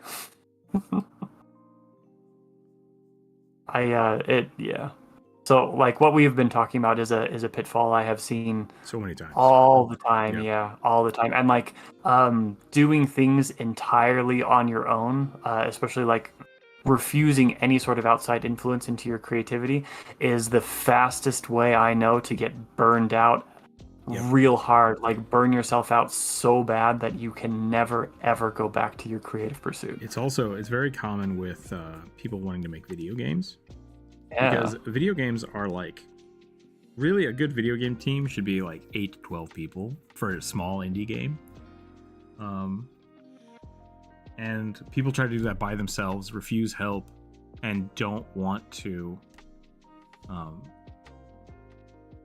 It's also expensive, so I get that. There are people that have to do it out of necessity, but it becomes this toxic thing of like, if I have people help me make this game, it's not my game anymore, and it's like that's not really how that works. So there's a mindset to it, and I think it goes through all creativities where people just feel like, I have to be my own thing. It has to be completely original. It has to be unique. And it's like, don't worry about that. Just have fun doing it, enjoy it, and grow. Like that's the important part. Yeah. Besides, that's not possible anyway. Yeah. Everything's already been done. But that doesn't belittle anything. Like yes, at all. 100%. Yeah. So downloaded Grammarly and pops up. Man, I've started using Grammarly, and it has screwed me up so bad. Is it? Because now I see all the errors. It's just like, oh no, oh no, and so no. I think it's making me generally better at writing, because I just stopped. Like once you get out of school, no one corrects your grammar and writing, so you just kind of stagnate into garbage. But no. Well, Sierra corrected us. Yeah, the Grammarly definitely helped me out. Yeah, it's a good one. Don't apologize for giving good lesson advice when, well, who it was aimed at didn't need to know it's recorded and stream VOD for anyone else who does need it. Yeah, that's what I was saying, Oliver. I think what you said was fine. What you said was fine. Yeah. I just saw that the way it was written made me think about all those students that I've talked to and had to deal with that exact problem. So as long as you are happy with what you're doing, great. And I think you're going to be fine. Yeah, agreed. So again, sorry for piling our shit. Can be, sorry, Jared, I'm talking over you. No, I'm done. This is another good example of like critique. And this goes hand in hand with that. Is when sometimes someone will give a critique about a piece of artwork because they see and like, I don't want to say obvious flaw, but it's something that should be obvious to the person making the art, right?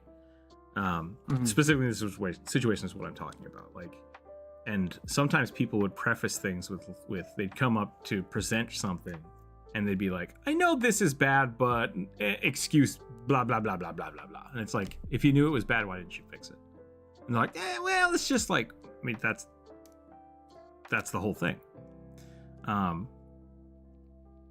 don't use reference, so it's unique and whole, and this is my style, or I did this on purpose. It's like, you probably didn't. Like, you're calling it out, and you're trying to find excuses to not call out those one thing, or trying to make excuses for things to be a certain way. It's okay to realize that, like, I could do this better. Cool. The next step is finding out how, and you can only really do that by talking to people. It's really hard to kind of get past those things that you blatantly know are like, that's wrong or that's bad. How do I fix that? It's really hard to do that by yourself. It's really hard. So that's why peer review is really good. And like, especially with especially Oliver, if you're making chairs, most people, if you show a chair to them, they're going to be like, neat, and not know what to tell you. So it's going to be really hard. You're going to want to build a community around other woodworkers and stuff that can help you out and help you grow. So I think it's really important.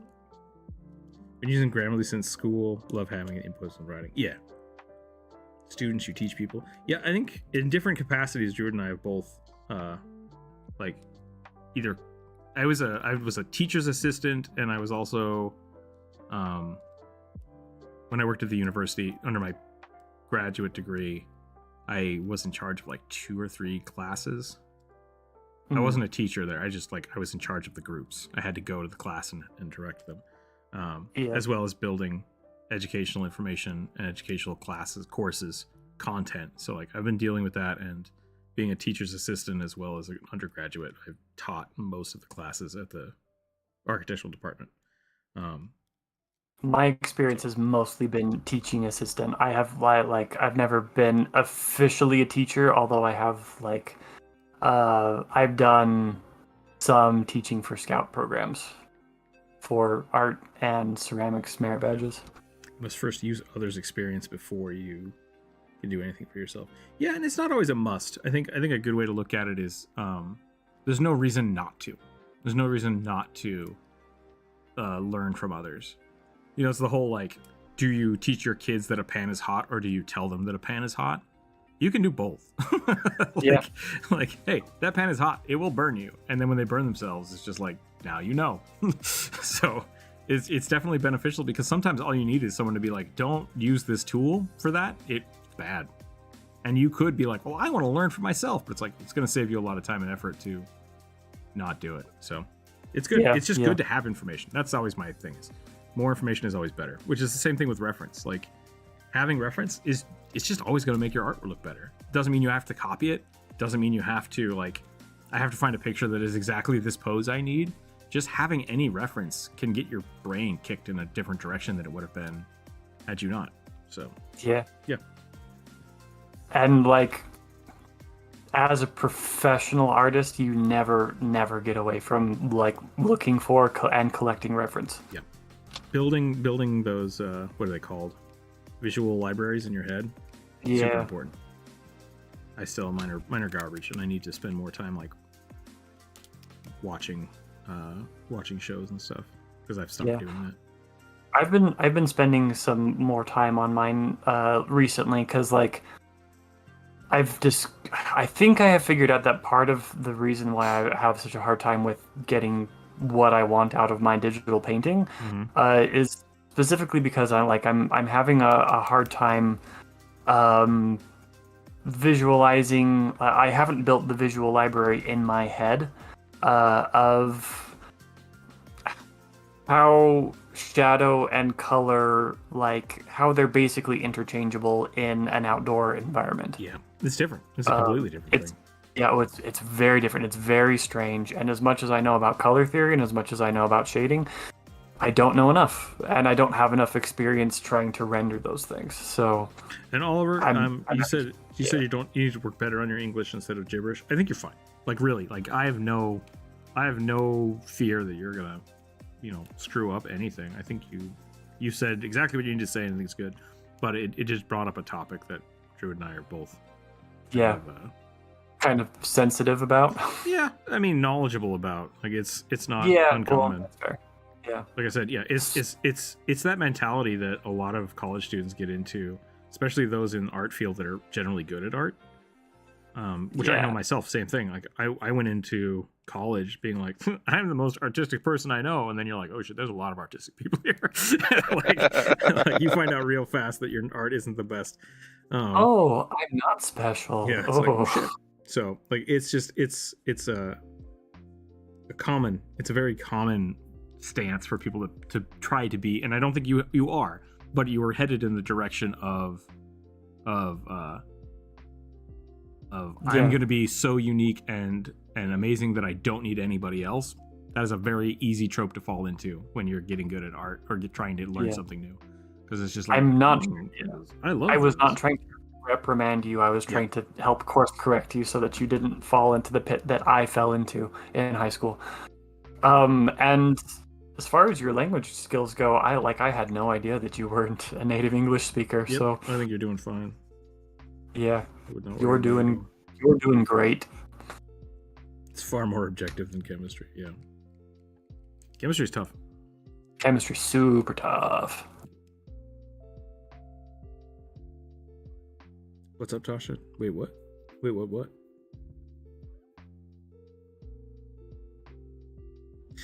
I know a few people that went into chemistry fields. They graduate from college, they get really nice jobs, and then they never talk to me again. Which is fine. I mean, not like they're avoiding me. It's just like they move across the country and just like get busy with huge careers. It's like, damn, I should probably call some of them. But I need to call some other people. But I think social interaction. Rook isn't a native English speaker. No, I am. Just not good at it. Like most Americans. I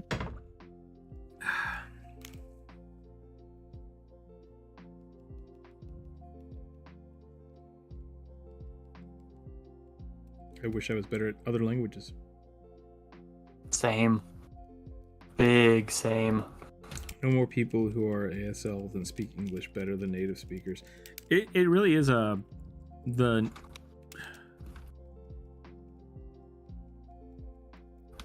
American English language is very fluid. It's very fluid, and it doesn't match well with its written components.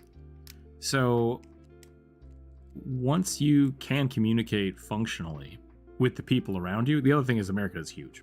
That's the other thing. So dialect and what's the other word?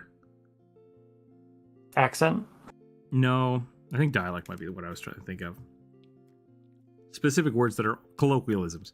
Okay. Dialogue and colloquialisms are just like 9/10 of everything.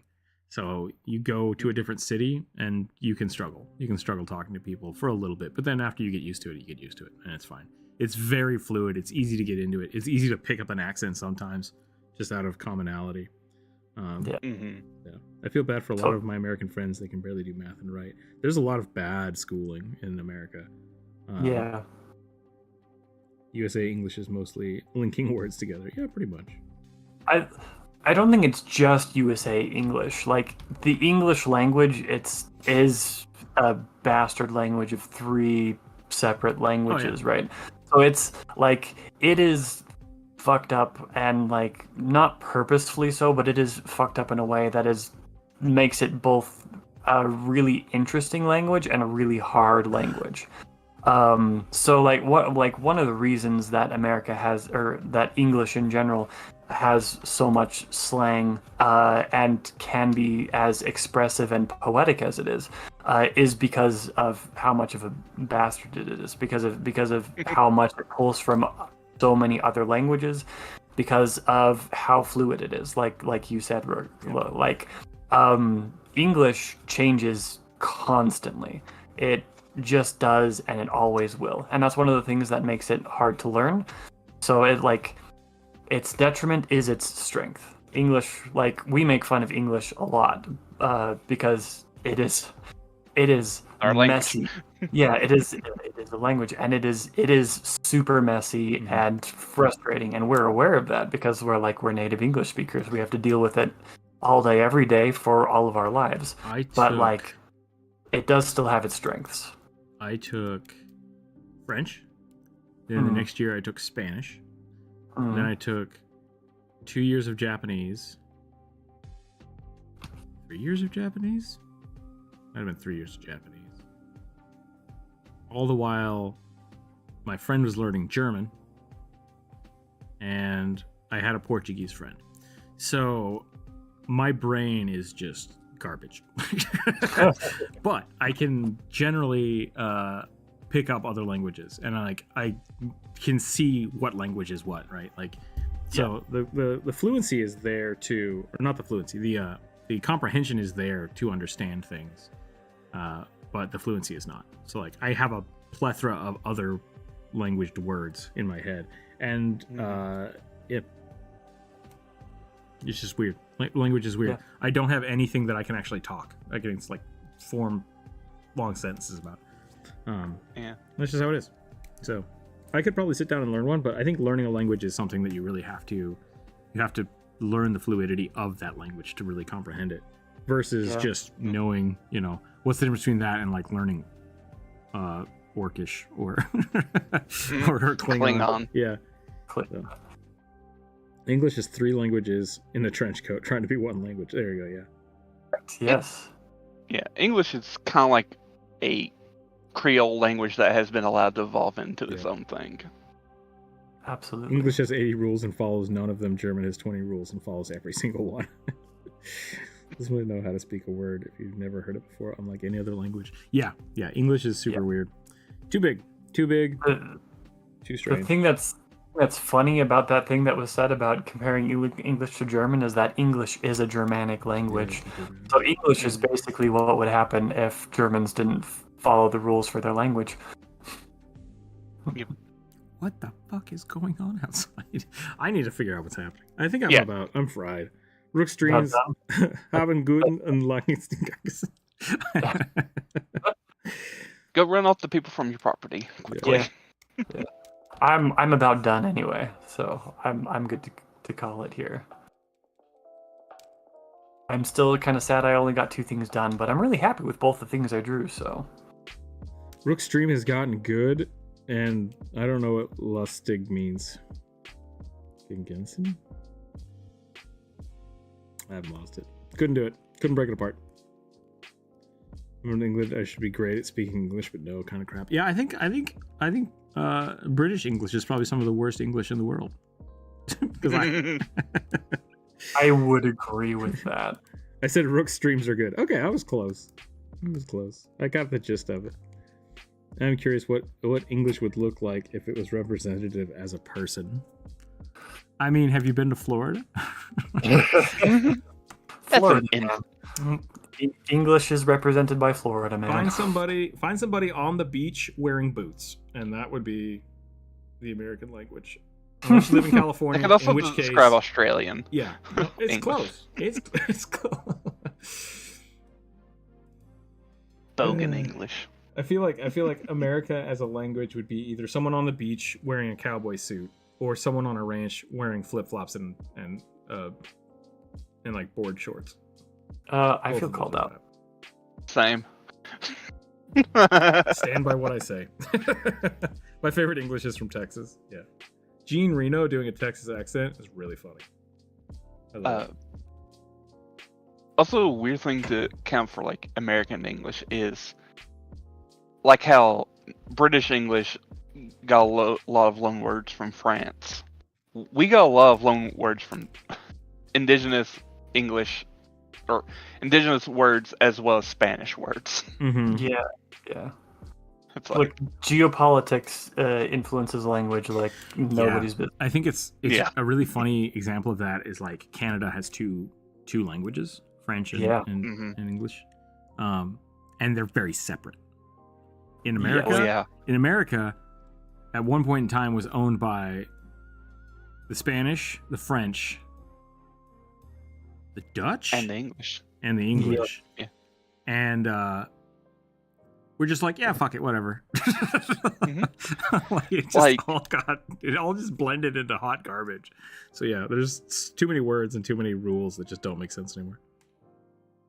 You ever like go into for Florida? The fact that the reason we use the word cookie to describe little thin baked treats is because of the Dutch. Yep. Ever going to Florida? I want to have my basic human rights as a non-binary person respected. That's fair. Yep. That is a good. That is an excellent reason to never go to Florida. Yep. I will never understand how people can't understand people talking with English accents. Now this is hot garbage. Oh, is that the translation?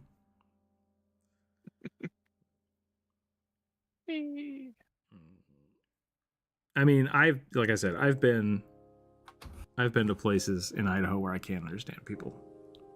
Yeah. It's just it's weird. And there's places like that everywhere. Yeah, it's everywhere. Yeah. It's just everywhere. Yeah. It's not even really just an English thing. Not the Welsh. Tell me two English words with similar structures that are mostly sound the same phonetically.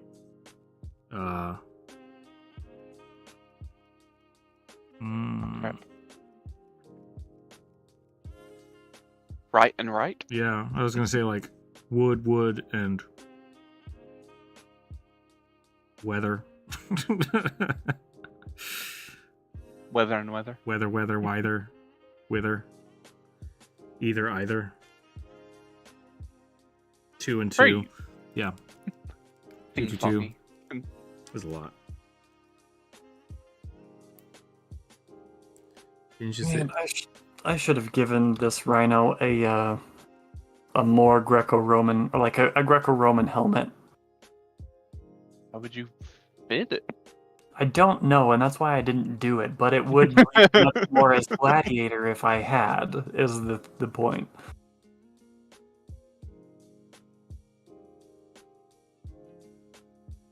I'm not saying you couldn't do it. It's just I would love to see you do it. It's just There's no that didn't time. make sense. Yep. I think a good example of kind of the absurdity of American language is the pronoun situation we have going on right now. Speaking of pronouns. Yeah. Because, like, I'm totally for people assigning their own pronouns. That's fine. I have no problem with that. But the fact that that's a functional thing in our language is just bizarre to me. Like we were talking to Jonas about this, like in Finland, it's just they, them. That's it. Yeah. That's it. Like, you don't need to differentiate anything else. It's just they, them. Yeah. And so it's just, that's funny to me because, like, yeah, there's a lot of different political and I guess weighted biases. Like the fact that it's so important to somebody that it is weighted that way and means something different than just the definition of the person in front of you. Just that's like the epitome of the English language. It's just like everything can or can't have meaning beyond what it is and or needs to. So, I feel like that's kind of like a byproduct of like the Romance language of the English language. yeah. Like where there's French and Latin involved in it. Well, I think that's the definition of the Romantic languages, right? Is that they are gendered, right? Is that not the case? Yes. I didn't know it as Romance languages because they're descended from Latin. That's the only definition I knew. Oh yeah, Tasha, there, and there. Yeah, those are all the same. I'm more annoyed with people who insist pronouns don't exist. Y'all got pronouns that came with the use of the language. I mean, it's. I hope I didn't insult you in any way by what I said then, but yeah, it's super weird. Like, it's super weird that that's part of our language to me. Yeah. Yeah. Because I think Spanish is more aggressively gendered than the English language. I think so. Like, as well. everything is gendered. Yeah. Yeah. Which is interesting. English is one of the very few languages that differentiate. Sorry, Corvus, go ahead. We keep getting interrupted. No, go ahead. Read. Okay. English is one of the very few languages that differentiates between the sound the and thunder and the and that. Thunder and that. Yeah, I guess so. They is even grammatically correct. Who were they? They were mad. They brought pies. Yeah, that's what I'm saying. Like, it functionally works. And so the fact that we have added gender in our language, as well as just like they them is functionally proper, but we have extra, is weird. That's the part that I'm getting at. We technically don't need gendered language. You can get away with it completely without it. Try to remove gendered words from Latin language, not pronouns words. The table has gender. The table has gender. Yeah, exactly. Like, once again, totally fine with people doing that. I'm specifically talking about language, so don't get me wrong here. Theys even grammatic. I'm more pissed at the legal implication of not abiding pronouns than the pronouns themselves. Exactly, and that's the frustration I'm getting at. Is like, people have put not just are using pronouns in our language is fine, but now people are trying to assign more importance to them legality wise, right? And it's just like, that seems so like far a step beyond. It seems such a simple thing to just be like, yes, your pronouns are fine, whatever. Like, why is it an issue? Accents throw me off. I can see that. Also, go back far enough, and man is gender neutral, but imagine history being taught. Yeah. Yep. Yeah. Males should be wereman. Yep, they should be wereman. Which means werewolves are only male. It is a male exclusive curse. Wereman and woman. Yep. Exactly. They, them, he, him, she, he are fine. They're just made up a bunch of nothings. I mean, yeah. Once again, from a language perspective, you're right. That's what it is. It's super weird. So, isn't guy also gender neutral? It can be. Yeah. Guy, dude. What was the other one? It depends on the person who's using it and how they're using it. And that's maybe part of the problem, but is also part of the strength of the English language. And that's what I was saying with fluidity. Like, a good example of that is dude. Dude does not mean anything. Dude means nothing. Like, I mean, a dude means... Go ahead. Person. It means person I am friendly with. Right. But the root of where dude came from is like a specific type of hair on an elephant's ass. And then that converted to shitty cowboys, and then that became a random slang for any person that you are friends with, right? Like, so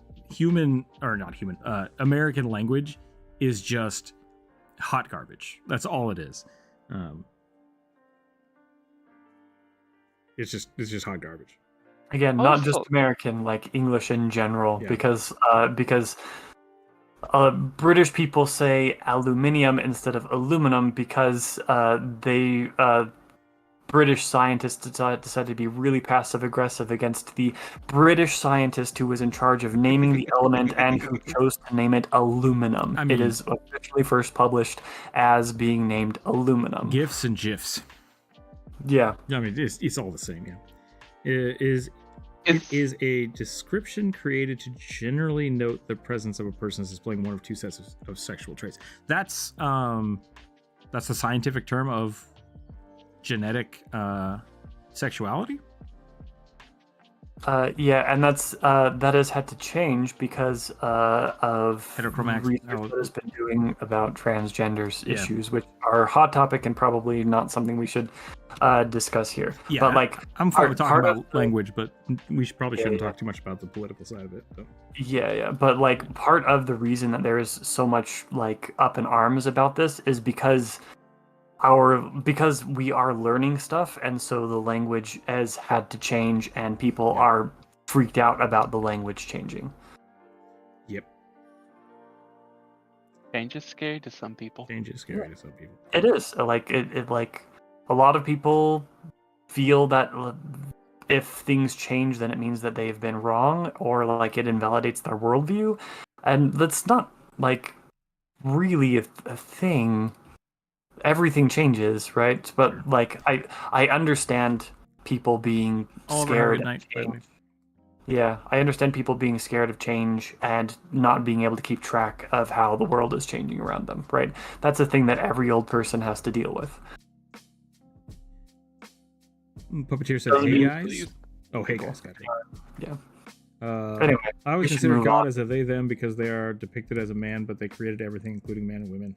They're the father and mother of the world. Yeah, I've always been really weird about the gendering of God, especially like growing up Catholic, because it's the Father, Son, and the Holy Ghost. It's it's like we don't have any pictures of God. why does God need a penis? Weirds me out. The Jewish language was pretty gendered. That's fair. Yeah, that's fair. There you go. GIF is an acronym, not pronounced like a full word. That's a good way to look at it. Yeah. They lost me the moment the XE and the EXers became a thing. That was a little weird. I'm a little confused about that. I've heard mixed reviews, and so I don't really have a topic or a good stance on it. But I remember a big upheaval about the like Latinx. Like everyone I talked to that like a lot of them just, I don't know anybody that's ever referred to themselves as Latino. I just don't.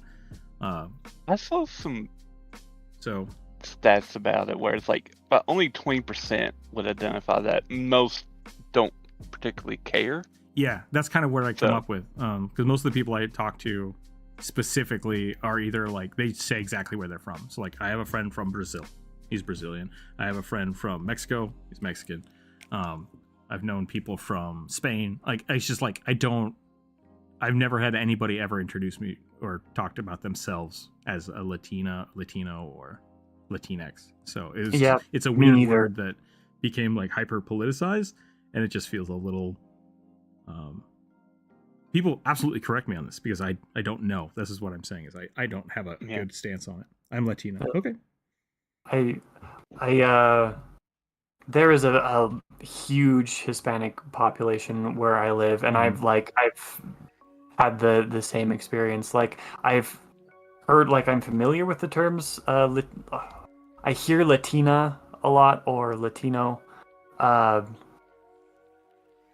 like generally, I get the same sort of thing. Like that people generally refer to themselves as being from the country they're from, and that makes way more sense to me. Like I don't see that we need a huge blanket term to cover all of the southwestern all of the native peoples of the southwestern United States, Mexico, and all of South American countries. Like that's way too broad. I was gonna say, like, I always refer to myself as either American or Idahoan.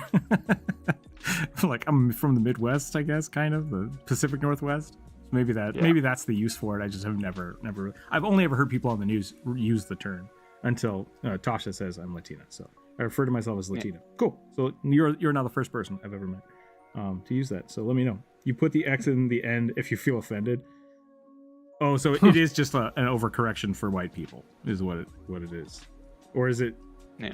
Or do people that are Latina put the X there if they feel offended? Also, only 4% use Latinx, really low, 5%, small compared to others. Does Spain even count as Latino? I don't know. I don't know, to be totally honest. I don't think it does. If you're actually from Spain, I don't think it counts. For me, the only time I've ever heard like Latino, like the self-describe someone as, was like kind of the context of people who were born here in America, so don't have much connection to their home country. That could be. Okay, that's fair. Yeah, but I can be wrong. I'm largely white. I knew a lot of people that immigrated from Mexico. Those are the people I grew up with. I mean, I grew up with a lot of white people because that's the only people that exist in Idaho. But the few people that weren't white were from Mexico that I knew. I knew a couple people from farther reaching places, but a lot of the people I knew were from Mexico. Only if Egypt counts as Sphinx. Hello, I'm your Texan, not Yama, Idahoan. Yep, that's about it. Latino is from the Latin America. Hispanic means coming from Spanish-speaking countries. Okay, so Spain would be considered Hispanic, but not Latino, while Mexico would be considered both Hispanic and Latino. Interesting. Exactly, I'm Latina, but I am not Hispanic. Okay, cool. I'm learning things, and I appreciate that. That's good. I remember us talking about it in my Spanish class, and I failed Spanish, so I'm half remembering things at best.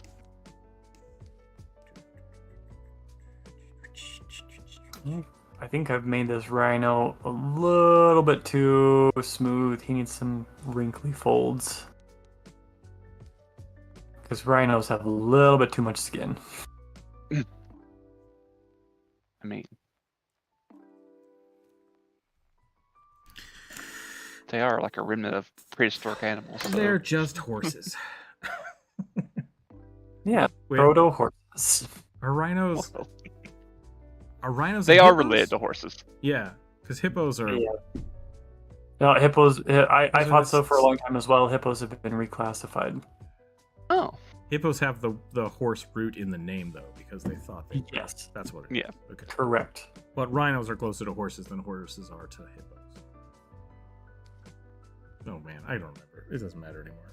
It's because rhinos and horses are odd-toed ungulates, meaning they're from like they were here before like even-toed ungulates like cattle and deer, stuff like that, because they were they have rumen. Okay. Yeah, ruminant. So multi-chambered stomachs, so they're able to digest grasses easier than odd toes, which don't have them. Finally able to... Wait, what is this? Well, I missed some stuff.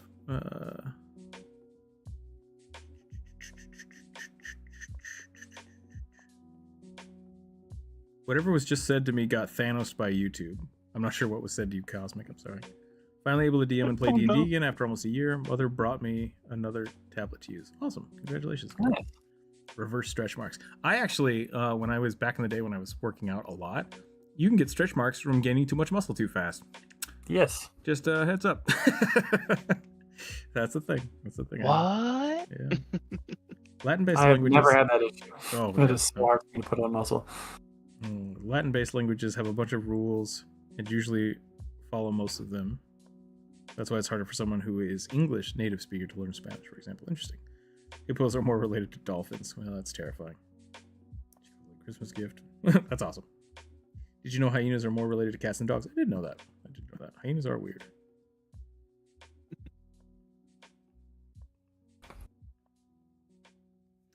Okay. I think it's 4:00. It's time to call it. Yep. Oh man, we didn't get to talk about our food. That's a good point, yeah. That's all right. We got to talk about pronouns, so that's fine. Had lots of food for thought. Yeah. Yep, food for thought. Just be good. Be good to each other, everybody. Like that's it. Yeah. That's be kind. That's all it takes. I mean, like,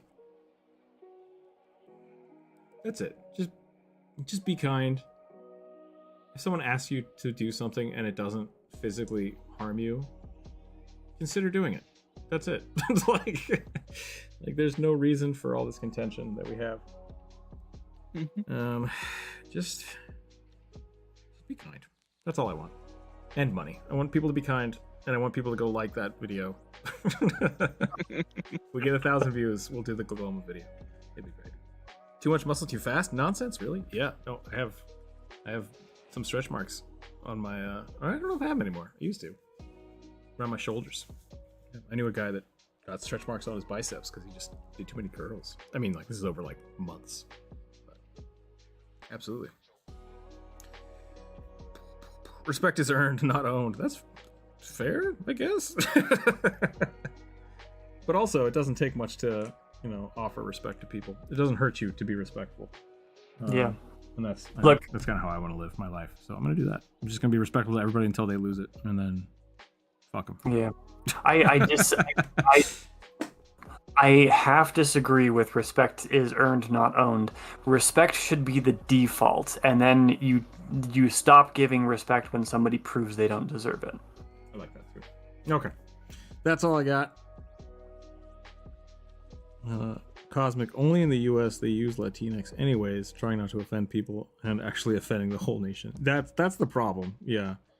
Well, that's not the problem. That is a problem. There's a lot of like contextual stuff you can talk about with like political correctness. Yeah. And while I don't agree that you can be politically incorrect, but you shouldn't do it on purpose. That's my intent. Like, comedians being politically correct, great.